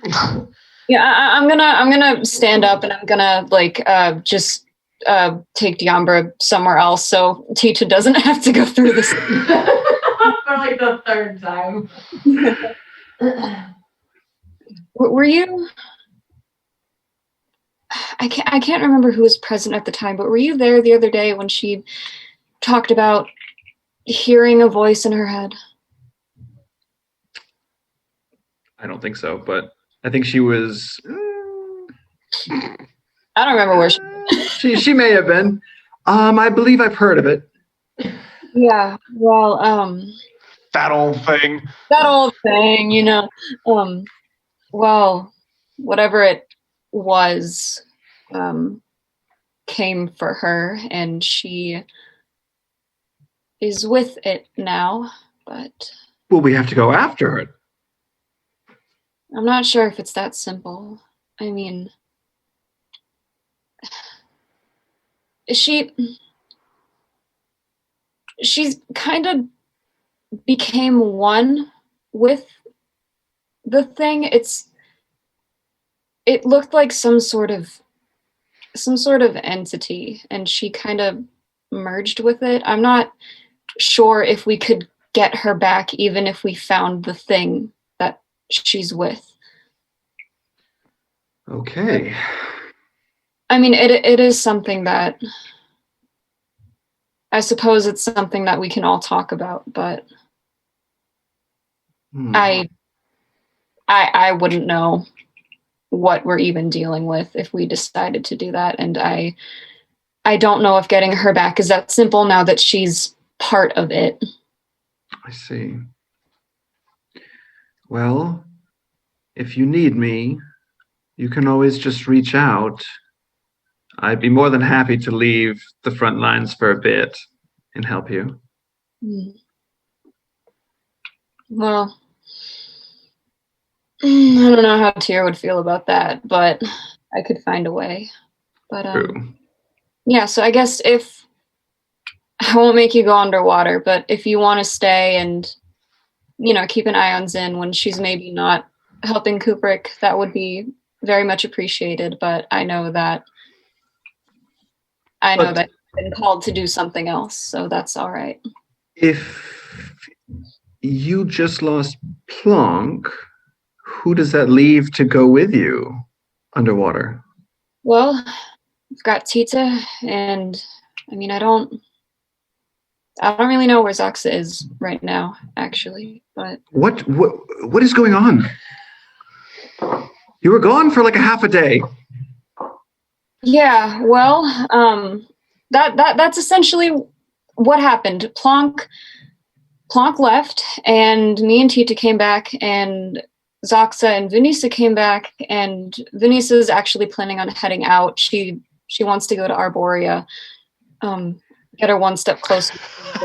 And Xaaxa kind of stormed off after we explained what happened to Plonk, and I'm not really sure where he is, but I mean, we're only doing this underwater thing to try and see what's going on with his planet, so I hope he shows back up, but if not, well then, I mean, if not, I've really got nothing else to do, so if finding Plonk isn't an option, I don't know, maybe I'll follow you. Go. I could use a good fight, I think. Hey, I won't say no. And as you're having this conversation, you can start to hear echoing voices from a distance. One familiar, Kubrick. No,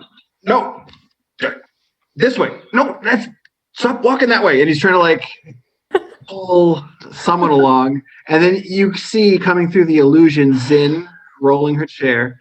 And then you see Kubrick holding on to some white fabric, and he's trying to like lead this person who's stumbling just all over the place. And as this being pops through the illusory image, you recognize her as Emmy. You're across like the cavern at this point, but he's like, "Can you stand up straight, please?" I'm gonna like look at Diambra, and I'm just gonna like start walking over to the incoming group.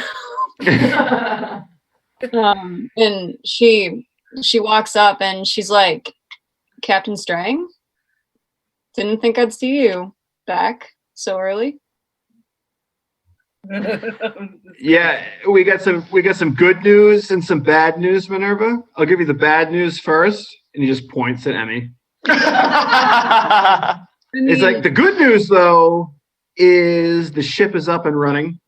Half of it's kind of out of commission, but eventually we'll get that fixed. But we can get it in the air and get it into space. That's great, actually. Awesome. Where did you find Emmy? Well, all right. So it's a long story. So back when you were captured by the Obsidian Order, yep, and our ship had the EMP go off and wipe out all of our power.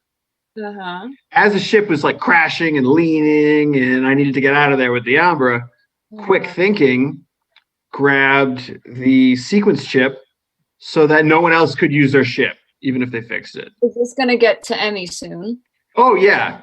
So I had it on me, and apparently some point in our travels when we were coming to save you, Emmy's little that thing, and points to the dragon, stole it from me. He has a name. Yeah, I don't care. Stole it from me. And then once Zin and I got the ship like ready to go, I went to grab the chip, gone. So I get the tracking device, and we followed it out to an asteroid in the inner ring. And this one, drunk off of her ass, found her that the farmers practically begged us. They gave Zin fruit to take her away. So Zin's just like, looking at fruit. Still mildly concussed. Fruit. So you went out to one of the asteroids. Yeah, we told you, didn't you tell her? I must not have gotten that. Minerva, I could have sworn you replied. I absolutely did not. Oh, I'm so sorry. There must have been a bad connection. Oh I don't. God. Hmm. Oh my God. I mean, like, it's, you know, I'm not going to stop you from going anywhere, but it might have been good to know that you were leaving the atmosphere. Wait, look, I reached out. I guess it just didn't come through. I don't know. That's okay. I'll look at them later and see what might have happened. Okay. Wait. Okay. Well, But the ship's good. yeah, I was going to ask about that. How much, if we want to maybe be able to find a way to, at some point, somewhere, maybe it's here, maybe another planet, but get some sort of modification so that it can get through ice, how much do you think that's going to cost? Because I've also got good news and bad news. Oh, all right. What do you got? Well, what do you want first? I gave you the bad news first. Go with that. All right. Well, we don't have Plonk anymore. What do you mean? Yeah, She wait, I'm gonna be confused at that one too. she had to leave. Where did she go? I don't know. Okay. She doesn't seem like the kind that should be going off by herself. Yeah, well. Yeah. Right. So, oh my goodness. So the other day, she heard a voice in her head and it said it was coming for her, and well, it came. Long story short, so she's somewhere else right now. So that's the bad news. Can I hear this again from where I Yes. Okay. No! Really nailed it in there. This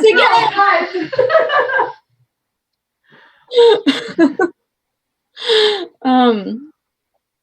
So that's the bad news. The good news is Diambra got paid, so I've got 500 more credits that we could put towards the ship or any modifications we need to get through the ice. Well, that's good because I used all of my credits on ship repairs and food for everyone. Yeah. So I'm not sure if that's going to be enough, but I do have that, and we do still have that other job lined up, so we can get more, but just to go over what I have now, I guess. But yeah, that's about how everything's been going on my end. All right. Is Vunisa and Xaaxa still out too? Yes. Yeah, they're out. Okay. Well, I'm gonna take a nap. I've been up for a while. All right. Sounds good. He goes and lays down. You have the highest passive perception, right, Minerva? 16? It's a 16. As people start to go about their business and when Cooper goes to lay down, you swear that you can hear like slight sniffling coming from Kubrick, but he's just kind of laying with his back to everyone. I hope I don't hear that, because if I hear that, he's getting punched. Make a perception check. Oh God! Wait, isn't Ti-Tih perception also kind of high though? I think he's got a 12 Okay. What am I looking at? perception. Oh, 13. 13 altogether. Yeah, I'd say you could probably hear some sniffling. How far away am I from him? You're probably a couple bunks away, a couple cots. So how many feet? 15 feet, 10 feet, 12 feet. I'm gonna. I can hear the sniffles. You said. Oh yeah. All right. So, jeez, what would you even say? That better not be you, Kubrick. What? I'm gonna like get up and then walk like a couple feet towards him. That better not be you crying over my best friend, whose name you didn't even know for over a week. He just kind of looks up at you. You can see his eyes are bloodshot. He just like looks back down. Yeah, he's laying down. He kind of like lifted his head up to look at you, and then just kind of rolled his eyes almost and went back down. I'm going to leap over to his bed. And, or actually I'm going to leap on his bed, like over him. Okay. I'm just gonna punch him square in the face. Do I see Make an that? attack roll with advantage. What? Attack roll with advantage. Do I see that? Great, it's okay. I'm so distraught that I don't even hit him. With advantage? I rolled a 2 and a 4, so that was a 9. Nope. You go to punch, and his reflexes are faster than you expect. He just kind of like rolls himself a bit, so he's still between your legs, but he's kind of like off to one side. He's like, "What's up? What's going on?" Jesus. I guess I'm just gonna be so distraught, and then I couldn't even punch Kubrick, so I'm even more distraught. No, I'm just going to like, I guess like slump down on the floor next to the side of his bed and just like cry, like I'm just sitting with him against the cry. He's gonna kind of like sit up a bit and just put one hand on your shoulder. I'm gonna like. He's gonna get punched. I'm gonna do like a don't touch me, and then I'm gonna kind of just like sit and cry and let him touch me. Okay. Yeah, so he'll sit there with you for a bit. Emmy, what are you doing with this group? I don't know. I feel like she should probably try and sleep it off. Well, also, Emmy, that's a good idea. Yeah, it's a good idea. But I will point out, last time you met this group, Minerva had been captured. Zin was dead. There was a Xaaxa and a Plonk and a Zinesi. None of them are here. And yeah. That's, I'm a little confused on what happened to everybody. But, you know, I've been eating that fermented fruit, and I don't really trust everything that I'm taking in at the moment. So you had about an hour flight and then like another 15-minute climb up that weird ladder because you kept sliding and falling and whatever else. But yes. Oh, gotcha. Yeah. So while that's happening, you're kind of just doing your own thing at the moment. Minerva, you see Zin again, of course, and Ti-Tih and Kubrick are off to the side, kind of crying. Oh my God, I'm crying. And of course, Emmy is there as well, and she's just kind of like awkwardly standing there looking around at everyone. Well, more like swaying. Well, Emmy, I'm not sure what your plan is, but feel free to make yourself at home if you want to. There's not really much here, but I don't know. You do you. I'm gonna do like the very grand curtsy and like the royal curtsy and whatnot. Make a dexterity check with disadvantage.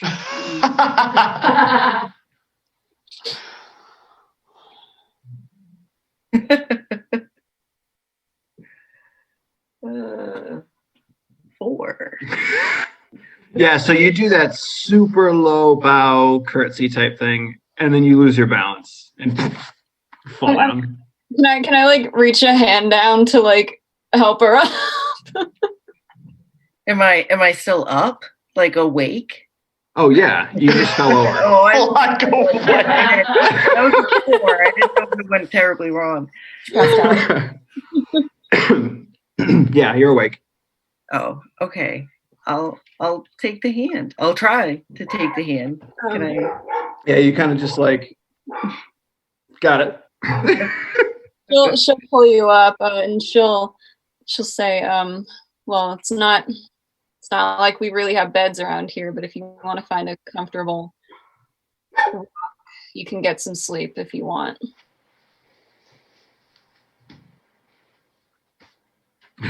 Sorry, I have a co-star. Rough. Hey, I would the joys of playing Dungeons and Dragons at home. Online. Yep. They're usually pretty good. Sorry. Okay, but yes, I would definitely like to take up the sleep. Wherever you think you can make yourself comfortable. We've got this. Cool. Drop to the ground. Done. Right where I'm standing. Yes. It's very warm in here, Emmy, but it feels so comfortable to you as you were a fire genasi. You're surrounded by pools of lava. It's just wonderful. It's like the tropics. I was gonna say she doesn't have a spa. She just looks down at like where Emmy is, and like she just looks down and she's like, "He saved my life multiple times."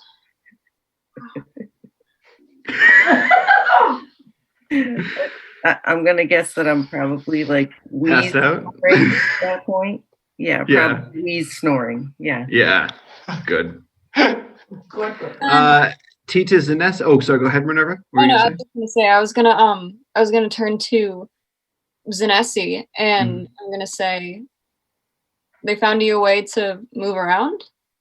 Yeah, I got this fun little chair that Kubrick found, and it's so nice. And look what I can do with it. And then I'm gonna do like the hovering thing, and then I'm gonna show her the skis. Oh, isn't this so cool? And this is just the beginning. I can find so many other things to do. Wow. Yeah, that's really neat. Also, I have your goggles if you want them back, because Plonk isn't using them anymore. But Right. Do I hear you? I just cry louder.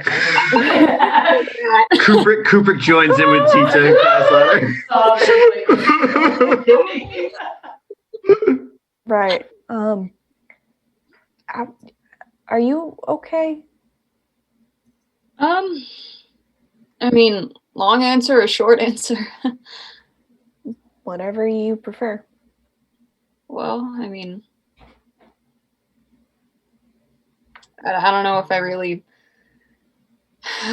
I really get a choice. I kind of have to just, I don't know, give people their space and then keep them moving, right? Like, isn't that what I'm supposed to be doing here? I don't.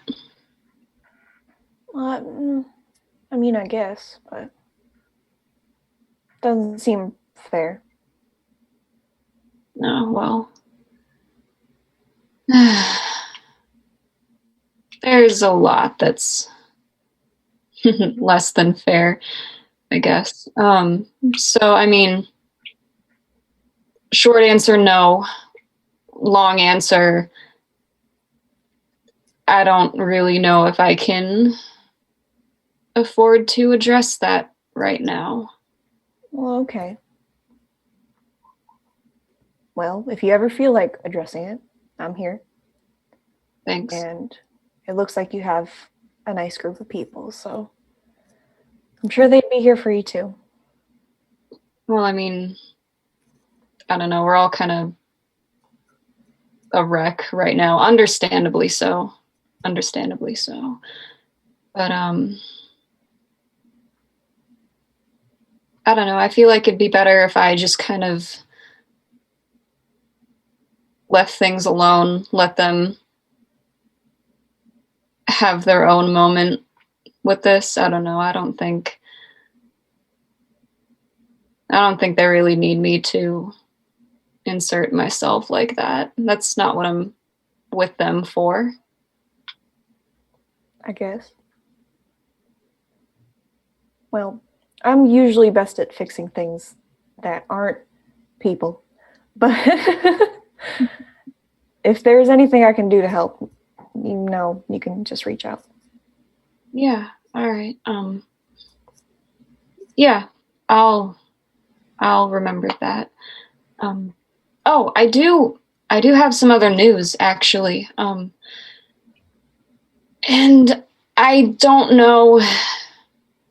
I like it's good news for me, but I don't know how exactly it's gonna feel for you. But Modi's alive. Oh. Yeah, I don't know how, but Oh yeah, hold on. Continue. I'm getting papers. But yeah, he's out there, and I asked if he could get to Isgard, and it sounds like he might be able to, but sorry, keep going. That's about it really. I don't really know where he is or how long it would even take him to get here, but not everyone from the Halo ship is gone, I guess. I might have an idea where he is. Really? Yeah, before we all went to where you found us, Modi answered a distress call for, hold on, reading. Asteroid 129. Asteroid 129. Yeah. So he took his own little pod there. So, huh? Alone? Yeah. Okay.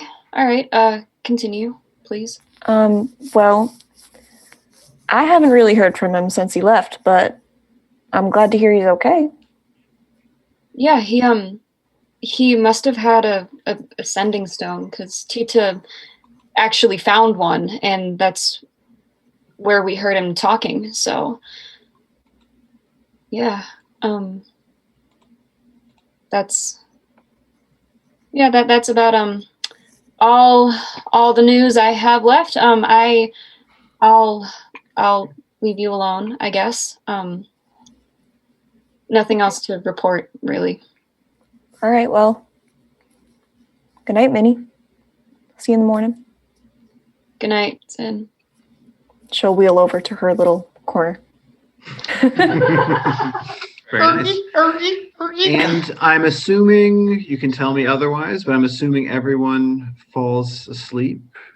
Either through heavy tears or sadness. Well, obviously not Xaaxa. Okay. But everyone else heads to bed. Can I go over and like before going to bed, can I just go over to Ti-Tih and Kubrick and just like give both of them a hug? I'm not gonna say anything, but they're gonna get a hug. Kubrick is just gonna lean in and like go in for it as well, sobbing into your shoulder. Oh. So immediately, I shouldn't have done him first. So. Yeah, I'll let him do that. I'll allow it. Yeah. No, I'll definitely hug Minerva back, like in whatever Ti-Tih hug way that he's. All forearms. Yeah, all forearms. You're gonna get all forearms. Big old tight squeeze. She'll give you a squeeze back. And she'll just like say to the both of you, get some rest if you can. We don't need to start early tomorrow for anything, so just rest. I'm gonna go sleep in Plonk's area. Okay. Anyone else that's in the lair need to do something before bed? Okay. Xaaxa, you and Vanessa head to the local pub. And as you're walking, and she like head inside, she's like, I never really took you for the drinking type. Special occasion, I guess. I suppose. What is your drink of choice? Anything. Does he even know? No, of course not. He's never drank a drop in his life. Alex has never had an alcohol. So she gets a round of really strong, probably vodka type drinks. And the bartender makes a good drink, I'll tell you. Half and half at least. Oh, God. He's in for. That's what he wants. It's not what he needs. No. So, Xaaxa, Go ahead and roll me a con save. well, not yet. You haven't just had a sip. Yeah, I know.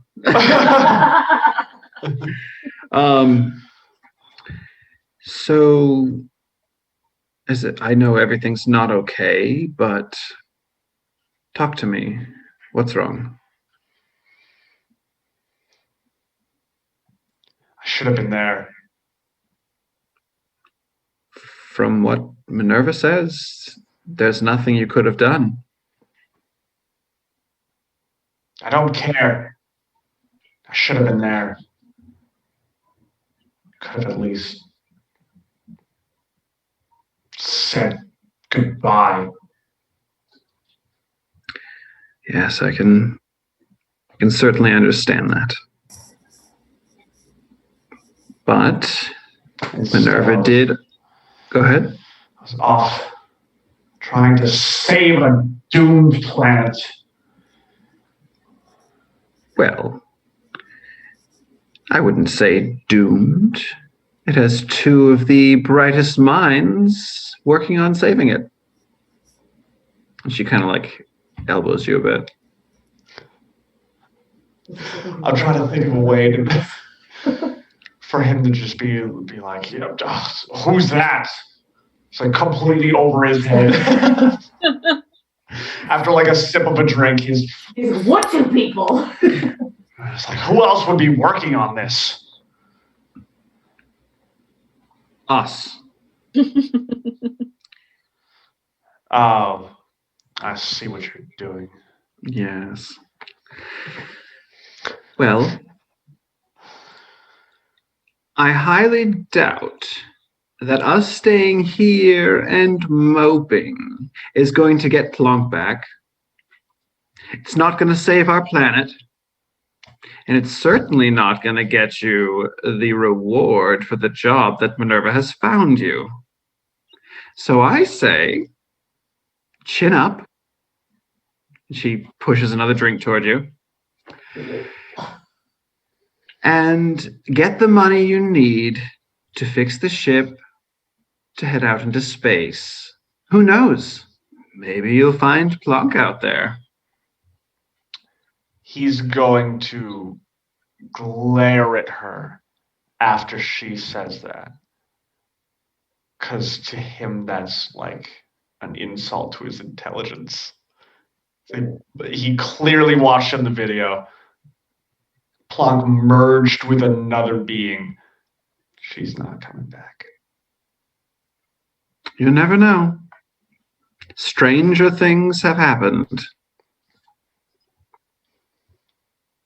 From what I hear, the lot of you destroyed the elemental chaos.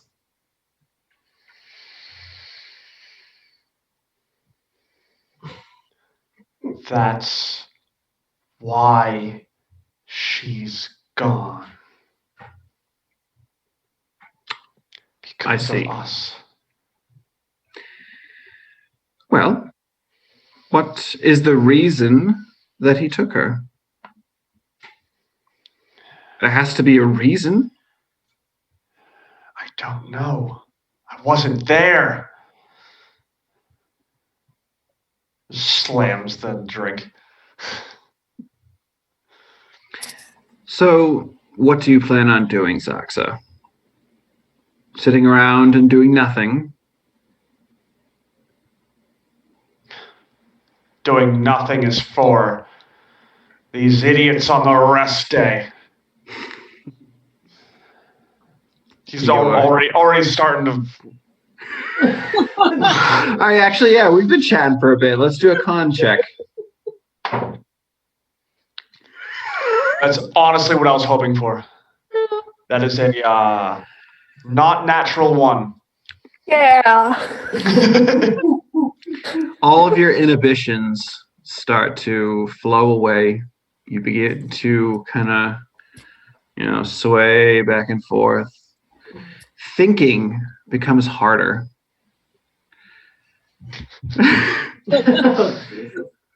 But becoming more open is easier. Oh, wait. I want to see what happens. All right, never mind. I was going to say, on a low roll, he's just going to start sobbing. So you have a couple drinks. And Vanessa seems to keep trying to figure out what your next plan is. Oh, he may have known at this when they walked in. He doesn't know now. He doesn't even know what's happening now. I would say probably after 2, maybe 3 drinks, after you're pretty gone, she's like, I think it's time to head back, Xaaxa. Time? Yes, time. We're out of time. You don't understand. Okay, well, come with me. And she tries to help lift one arm of yours up over her shoulder. I don't know if it would be easier or harder at this point, but it's still not hard at all. Oh yeah, you're pretty skinny. Yeah. So she, unless you object, she's going to bring you back to the lair and lay you down on a cot, probably the one next to Kubrick. Ew. I mean, there's you. Ew. And then in the morning, you all awaken. Xaaxa, your head is pounding. Every time you breathe in, you feel like you're going to throw up. You get the mouse sets. Oh, yeah. And you have an uncontrollable urge to use the bathroom. Everyone else, you slept okay. A lot of things have happened. I'm sure Ti-Tih had a restless sleep. Kubrick for sure. Minerva. Emmy slept like a log. Emmy is so refreshed. I'm in the living room. Minerva. Pretty early, once you start to stir awake, you see Vanessa. She kind of walks over and puts her hand kind of off to the side of your shoulder. She's like, I got him back. And she kind of nods her head over to the bed. And you can see Xaaxa just holding his head Probably twitching.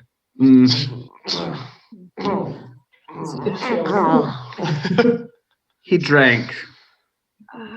For him, I'm assuming a lot. All right. Well, we can deal with his headache in the morning, but thanks for bringing him back. Of course. But I have to leave Now? very soon. Do you want me to wake up the others, or do you want to slip away quietly? I think I'll say bye to Xaaxa Okay. and just head out. Yeah. But let them know that I'm sure we'll see each other again, especially if you make your way to Vidalk. Yeah. I just need to get there. I need to find out what's happened, and I need to do what I can. Yeah, no, I understand. Maybe by the time we catch up to you, you'd have already figured out the problem and can just tell us what to do to fix it. Let's hope. Let's hope. Thanks. It was a pleasure. And she reaches out her hand. No, yeah, and Minerva will take her hand back. Thanks for helping me get off number 1 ship. Yes, that ship was sinking. I figured it was time for a different page in my book. And she holds up her spell book as a joke, puts it back. Boo. But thank you for keeping me around and not kicking me out. Yeah, no, thanks for being someone from my past. Nothing. Thanks for nothing. Yeah. Yeah, no, thanks for being someone I couldn't remember who didn't want to kill me. Good luck finding more like that. Oh, I will try. And she kind of nods, and then she turns to Xaaxa. Well, Xaaxa? Oh. He's like, Stop it has screaming. been a pleasure. But I think it's time for me to head to Vidalk. If you get there before us. Oh, I will. Oh my god, I forgot the name. What's the name? Fuck. Who are you looking for? I know. Who I'm trying to the person I started there with. Yeah, I'm on it.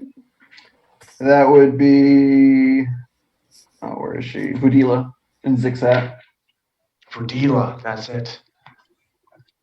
If you make it there before us, find Budila. Budila. Sure. She pulls a notepad out and writes down the name. Is this a friend or? Yes. A colleague. Mm-hmm.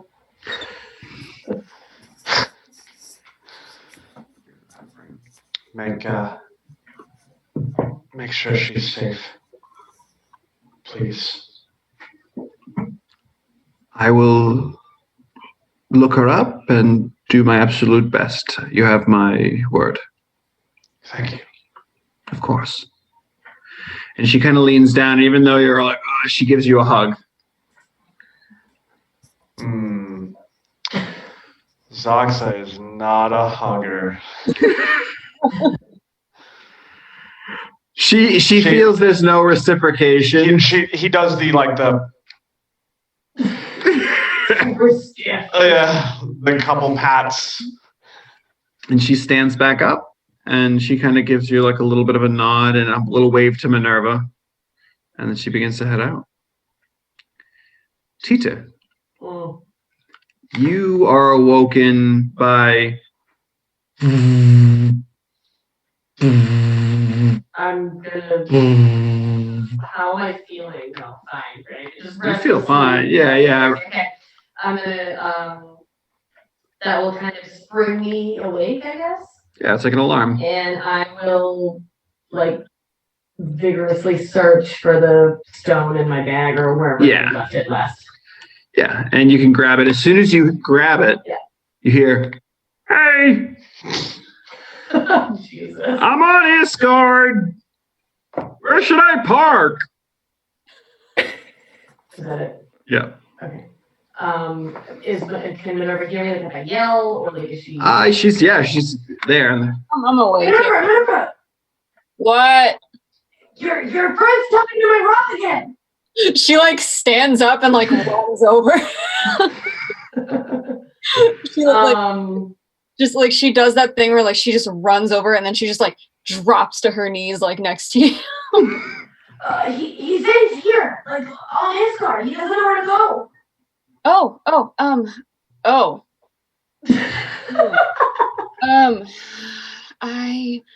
Would I know how to tell him where the secret hangar is? No. Oh my god. All right. Is there a place we can meet him? Yeah. I'm not talking, Dan. Stop doing that. You're talking. No, but I'm not talking into the thing. Doesn't matter. Is there It's like a response. I have to be holding It's it. a response. You're holding it. You are holding it. You picked it You up. picked it up. a question for Aaron? Is there like when people like dock their ships on Isgard, is there like a specific like system for knowing like what ship is where? Like, are they numbered? Are they is there? Emmy and Ti-Tih and Plonk and Xaaxa know all about that. We do? Oh, yeah, we do. Would I know about that since I lived here?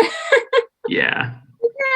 The two largest floating islands have like small buildings in the center of them where they kind of keep track of all the air traffic. Okay. So is there like would I know like what the closest like port to Nidavellir is, and like could I tell him to go there? I don't know how you plan on telling him, but With the stone. No, like a number? You just give him like a number or something? Where to like a meeting point?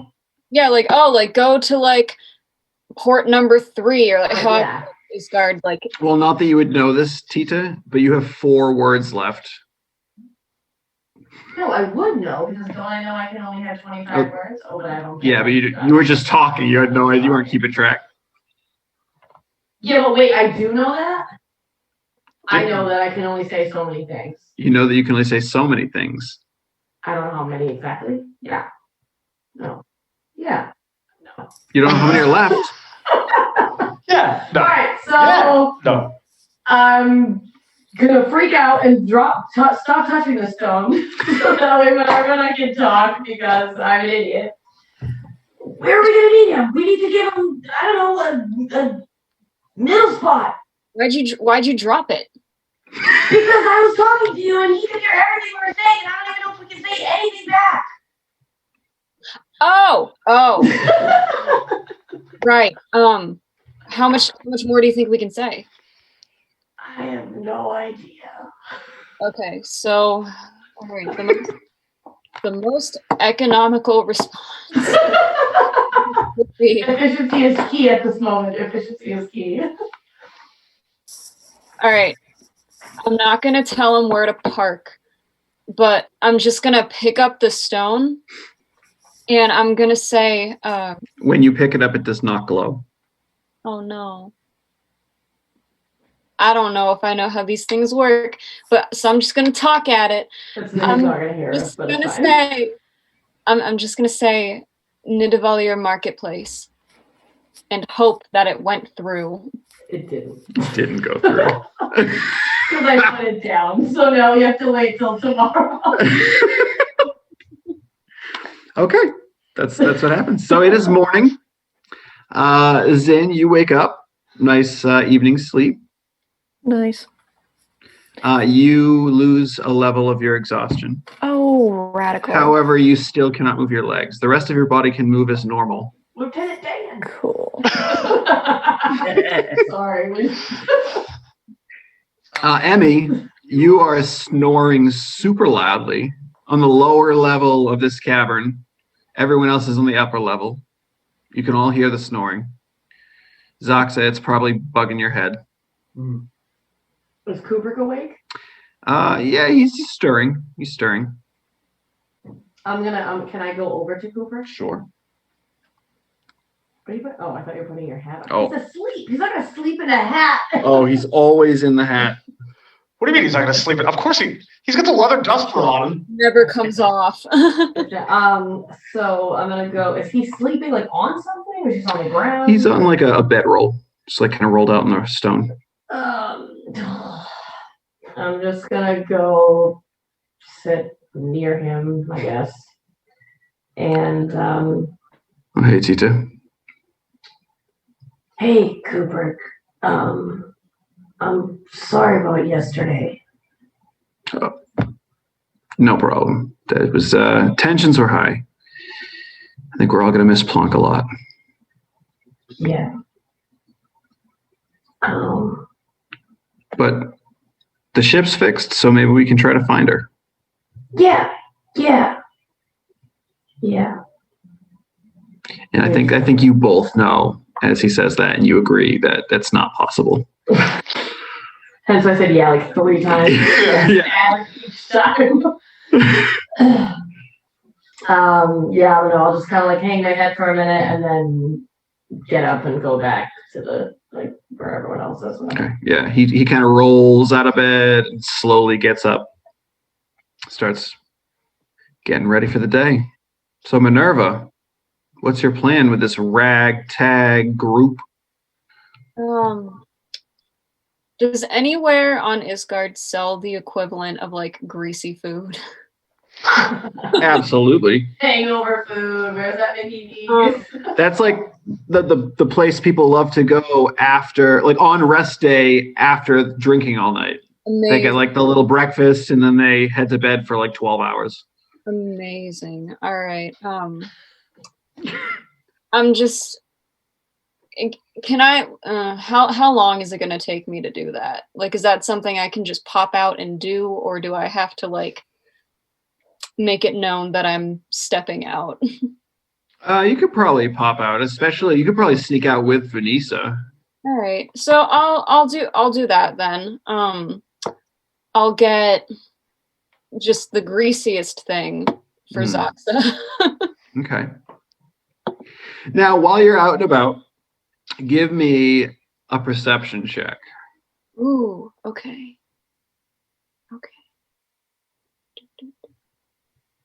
Wait, she's going to breakfast?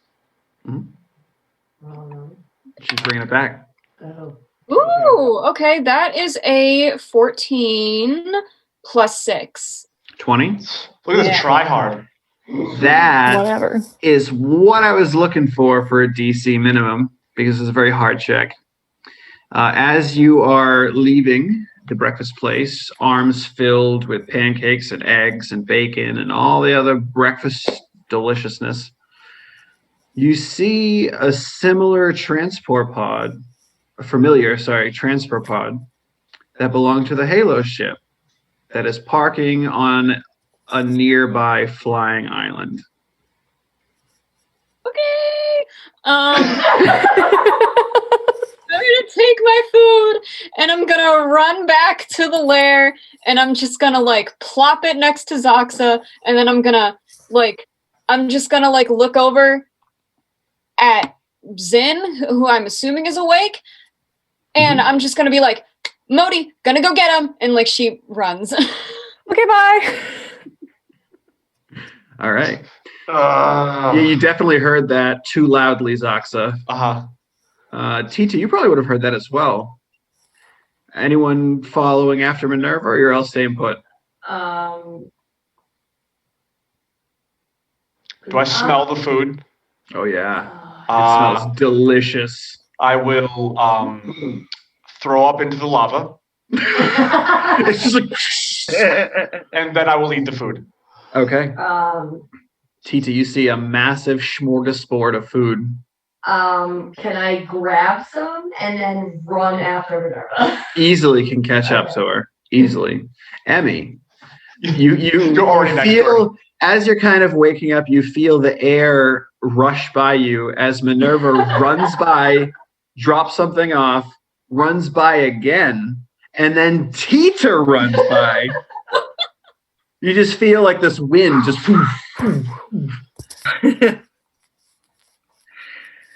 Well, I mean, I'm just going to try and get up then and run wherever everybody else is going. I'm going to assume this is a drill. Okay. Diabra's gonna stay put. Are you heading, Zin? Heading out? No, I think I'm gonna also stay put. I also had a question because I have that amulet of health and I have yet to attune to it. So can I do that now? Absolutely. That's gonna increase your hit points. Love that. So yes, you can absolutely do that. All right, Xaaxa, you're staying put. Well, I mean, I feel like I don't have a choice. You know, I think Kubrick would get up because he knows Modi. He's met him a couple times, so he'd probably get up and chase after. So you have Minerva. You kind of look behind you. You see Ti-Tih, followed by Emmy, followed by Kubrick, all chasing after you. No, she looks back and sees Emmy and Kubrick, and then looks forward and sees Ti-Tih. Yeah, Ti-Tih's already passed her. So the four of you. She's shaking her head, but under the mask, she's smiling. So the four of you make your way. I'm assuming you're going up the Nidavellir Market Way? Yeah. Okay. So you make your way up the escalators, the big staircases. And yeah, you can make your way out there. And as you head down, it takes some time because you were not close to your lair when you got breakfast. You're probably like 20 minutes away. So 40 minutes in total, you make your way back. And you can grab a skiff. It's four credits.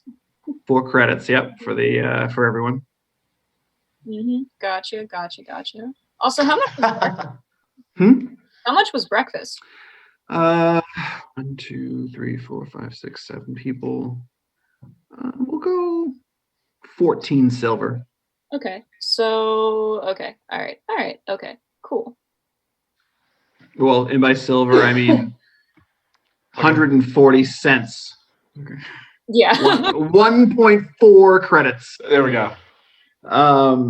Yeah, so you head out and give me a perception check, anyone who's there.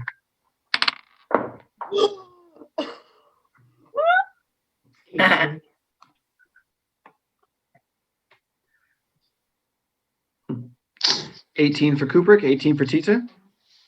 Minerva? I got a nat 20. Yeah. Me too. This is my best. You do? Funny thing is, Emmy, you have no idea who this person is. But as you're running, you just kind of like elbow who's there? No, Ti-Tih's too fast. You probably elbow Kubrick as you're running. And you're like, look at that funny looking guy over there. And as you say that, Minerva looks over and you see this very dark-skinned, elderly-looking gentleman, long white beard, big like afro of white curly hair with beads just all through it. There, the white leather straps just wrap around his body. Who is this person? And Minerva and Kubrick, you would both recognize this as Modi. Yeah, no, she just like runs over, like hug immediately. Oh, Minerva! It's so nice to see you. It's been weeks. It's nice to see you too. Are you okay? Are you okay? Yeah, I'm fine. All right, good. Glad you made it here. And then she turns to see like everyone else, and she's like, these. Well, I mean, you remember Kubrick probably. Kubrick waves. Oh, hey, Kubrick. Yeah, did you meet Ti-Tih before we left the Halo show? I don't remember if you did. This is Ti-Tih. I didn't officially meet him, but I saw him. Hi. I'm chewing on some of the bacon that I grabbed when I left. Yep. And then I will wave with my other pincer. Nice to meet you. This is Emmy. Emmy Strang. Emmy? I'm gonna do a 2-hand shake. I'm gonna say big fan. Don't even know the guy. Big fan. Oh, thank you. Have we met? No. Okay. Great. He's give him a pat on the shoulder. She's an interesting one. Yeah. Do you come with us? We can catch you up on some things. Yeah, sure. Do you think my transport pod's okay over here? Probably, yeah. I mean, do I know how to fly these? Yeah. Oh, actually, I can fly it somewhere a little bit closer to where we are, if that would be easier. Oh, yeah, sure. Yeah, Whatever works for you. I just didn't really know how to describe the place, because, we kind of stole in a secret hideout. I'll explain more later. But if you allow me to fly it. Is everyone else here? Like Anlam and Zin? Yeah, that's what I need to catch you up about. Do you want to do that now, or do you want me to tell you once we get to our place? Either way is fine. If you need to focus on flying, I'll just talk to these interesting folks. You know what? That would probably be best. I offer him a piece I'll of catch you up bacon once when he we says get. that. Oh, thank you. Start crunching on it. I'll catch you up once we land. Sure. So yeah, you can fly on over to your lairs. Yeah, your parking lot, essentially, your secret parking lot. Your private parking lot. Yeah. Is Ti-Tih, Emmy, Kubrick, anything that anyone wants to say to Modi?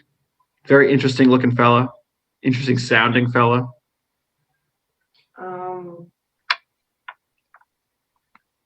Big smile on his face. I'll turn to him and I'll say, "You look like a man with a lot of stories." Yeah, I got some stories.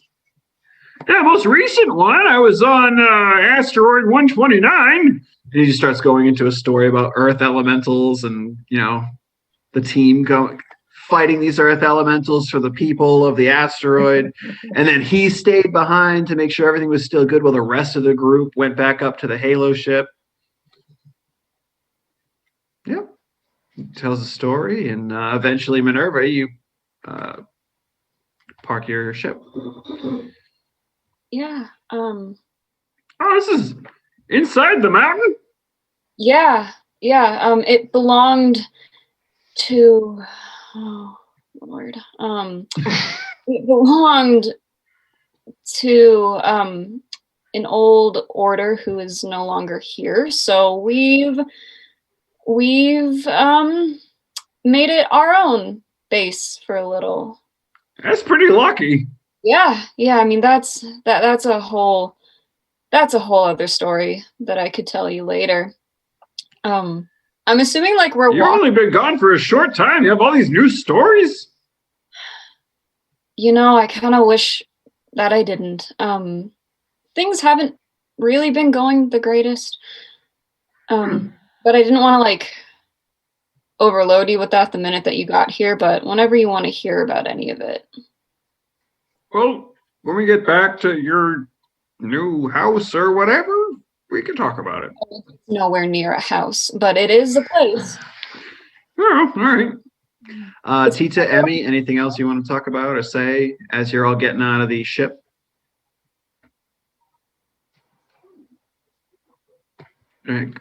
I will wait. I'm next to Emmy, maybe? Yeah. I think I will, because we kind of had a thing, a little bit. So I will just I didn't really acknowledge that she was back, so I'll just get close and then kind of elbow her a little bit and just do a little, glad you're back. I nudge back. Kubrick is going to come to you. Church nudge. Minerva, Kubrick's going to come to you, you and Modi, and he's going to say, "Hey, if you two don't mind, I might actually stick around with the transport pod and kind of learn some new things. I didn't really get to look at the technology when I was on the Halo ship before." Yeah, I mean, do what you got to do. As long as, Modi, you're fine with him checking out your transfer pod. I don't mind. What's he going to do to it? Just don't break it, Kubrick. Break it! Come on now. What do you expect? Come on, I got this. At this point, I don't really know what to expect, but He starts like fiddling around with the glove box and like the knob falls off. Just like, put it back on. yeah, none of that. None of that. All right, so Ti-Tih, Emmy, you, and Modi make your way back up to the lair while Kubrick sticks behind. I'm gonna get more breakfast. Oh, yes. Well, when you get back, there's not much left. Xaaxa has been very busy. Eating all of the In the breakfast? meantime, Yeah. Zin, Xaaxa, Diambra, are you doing anything?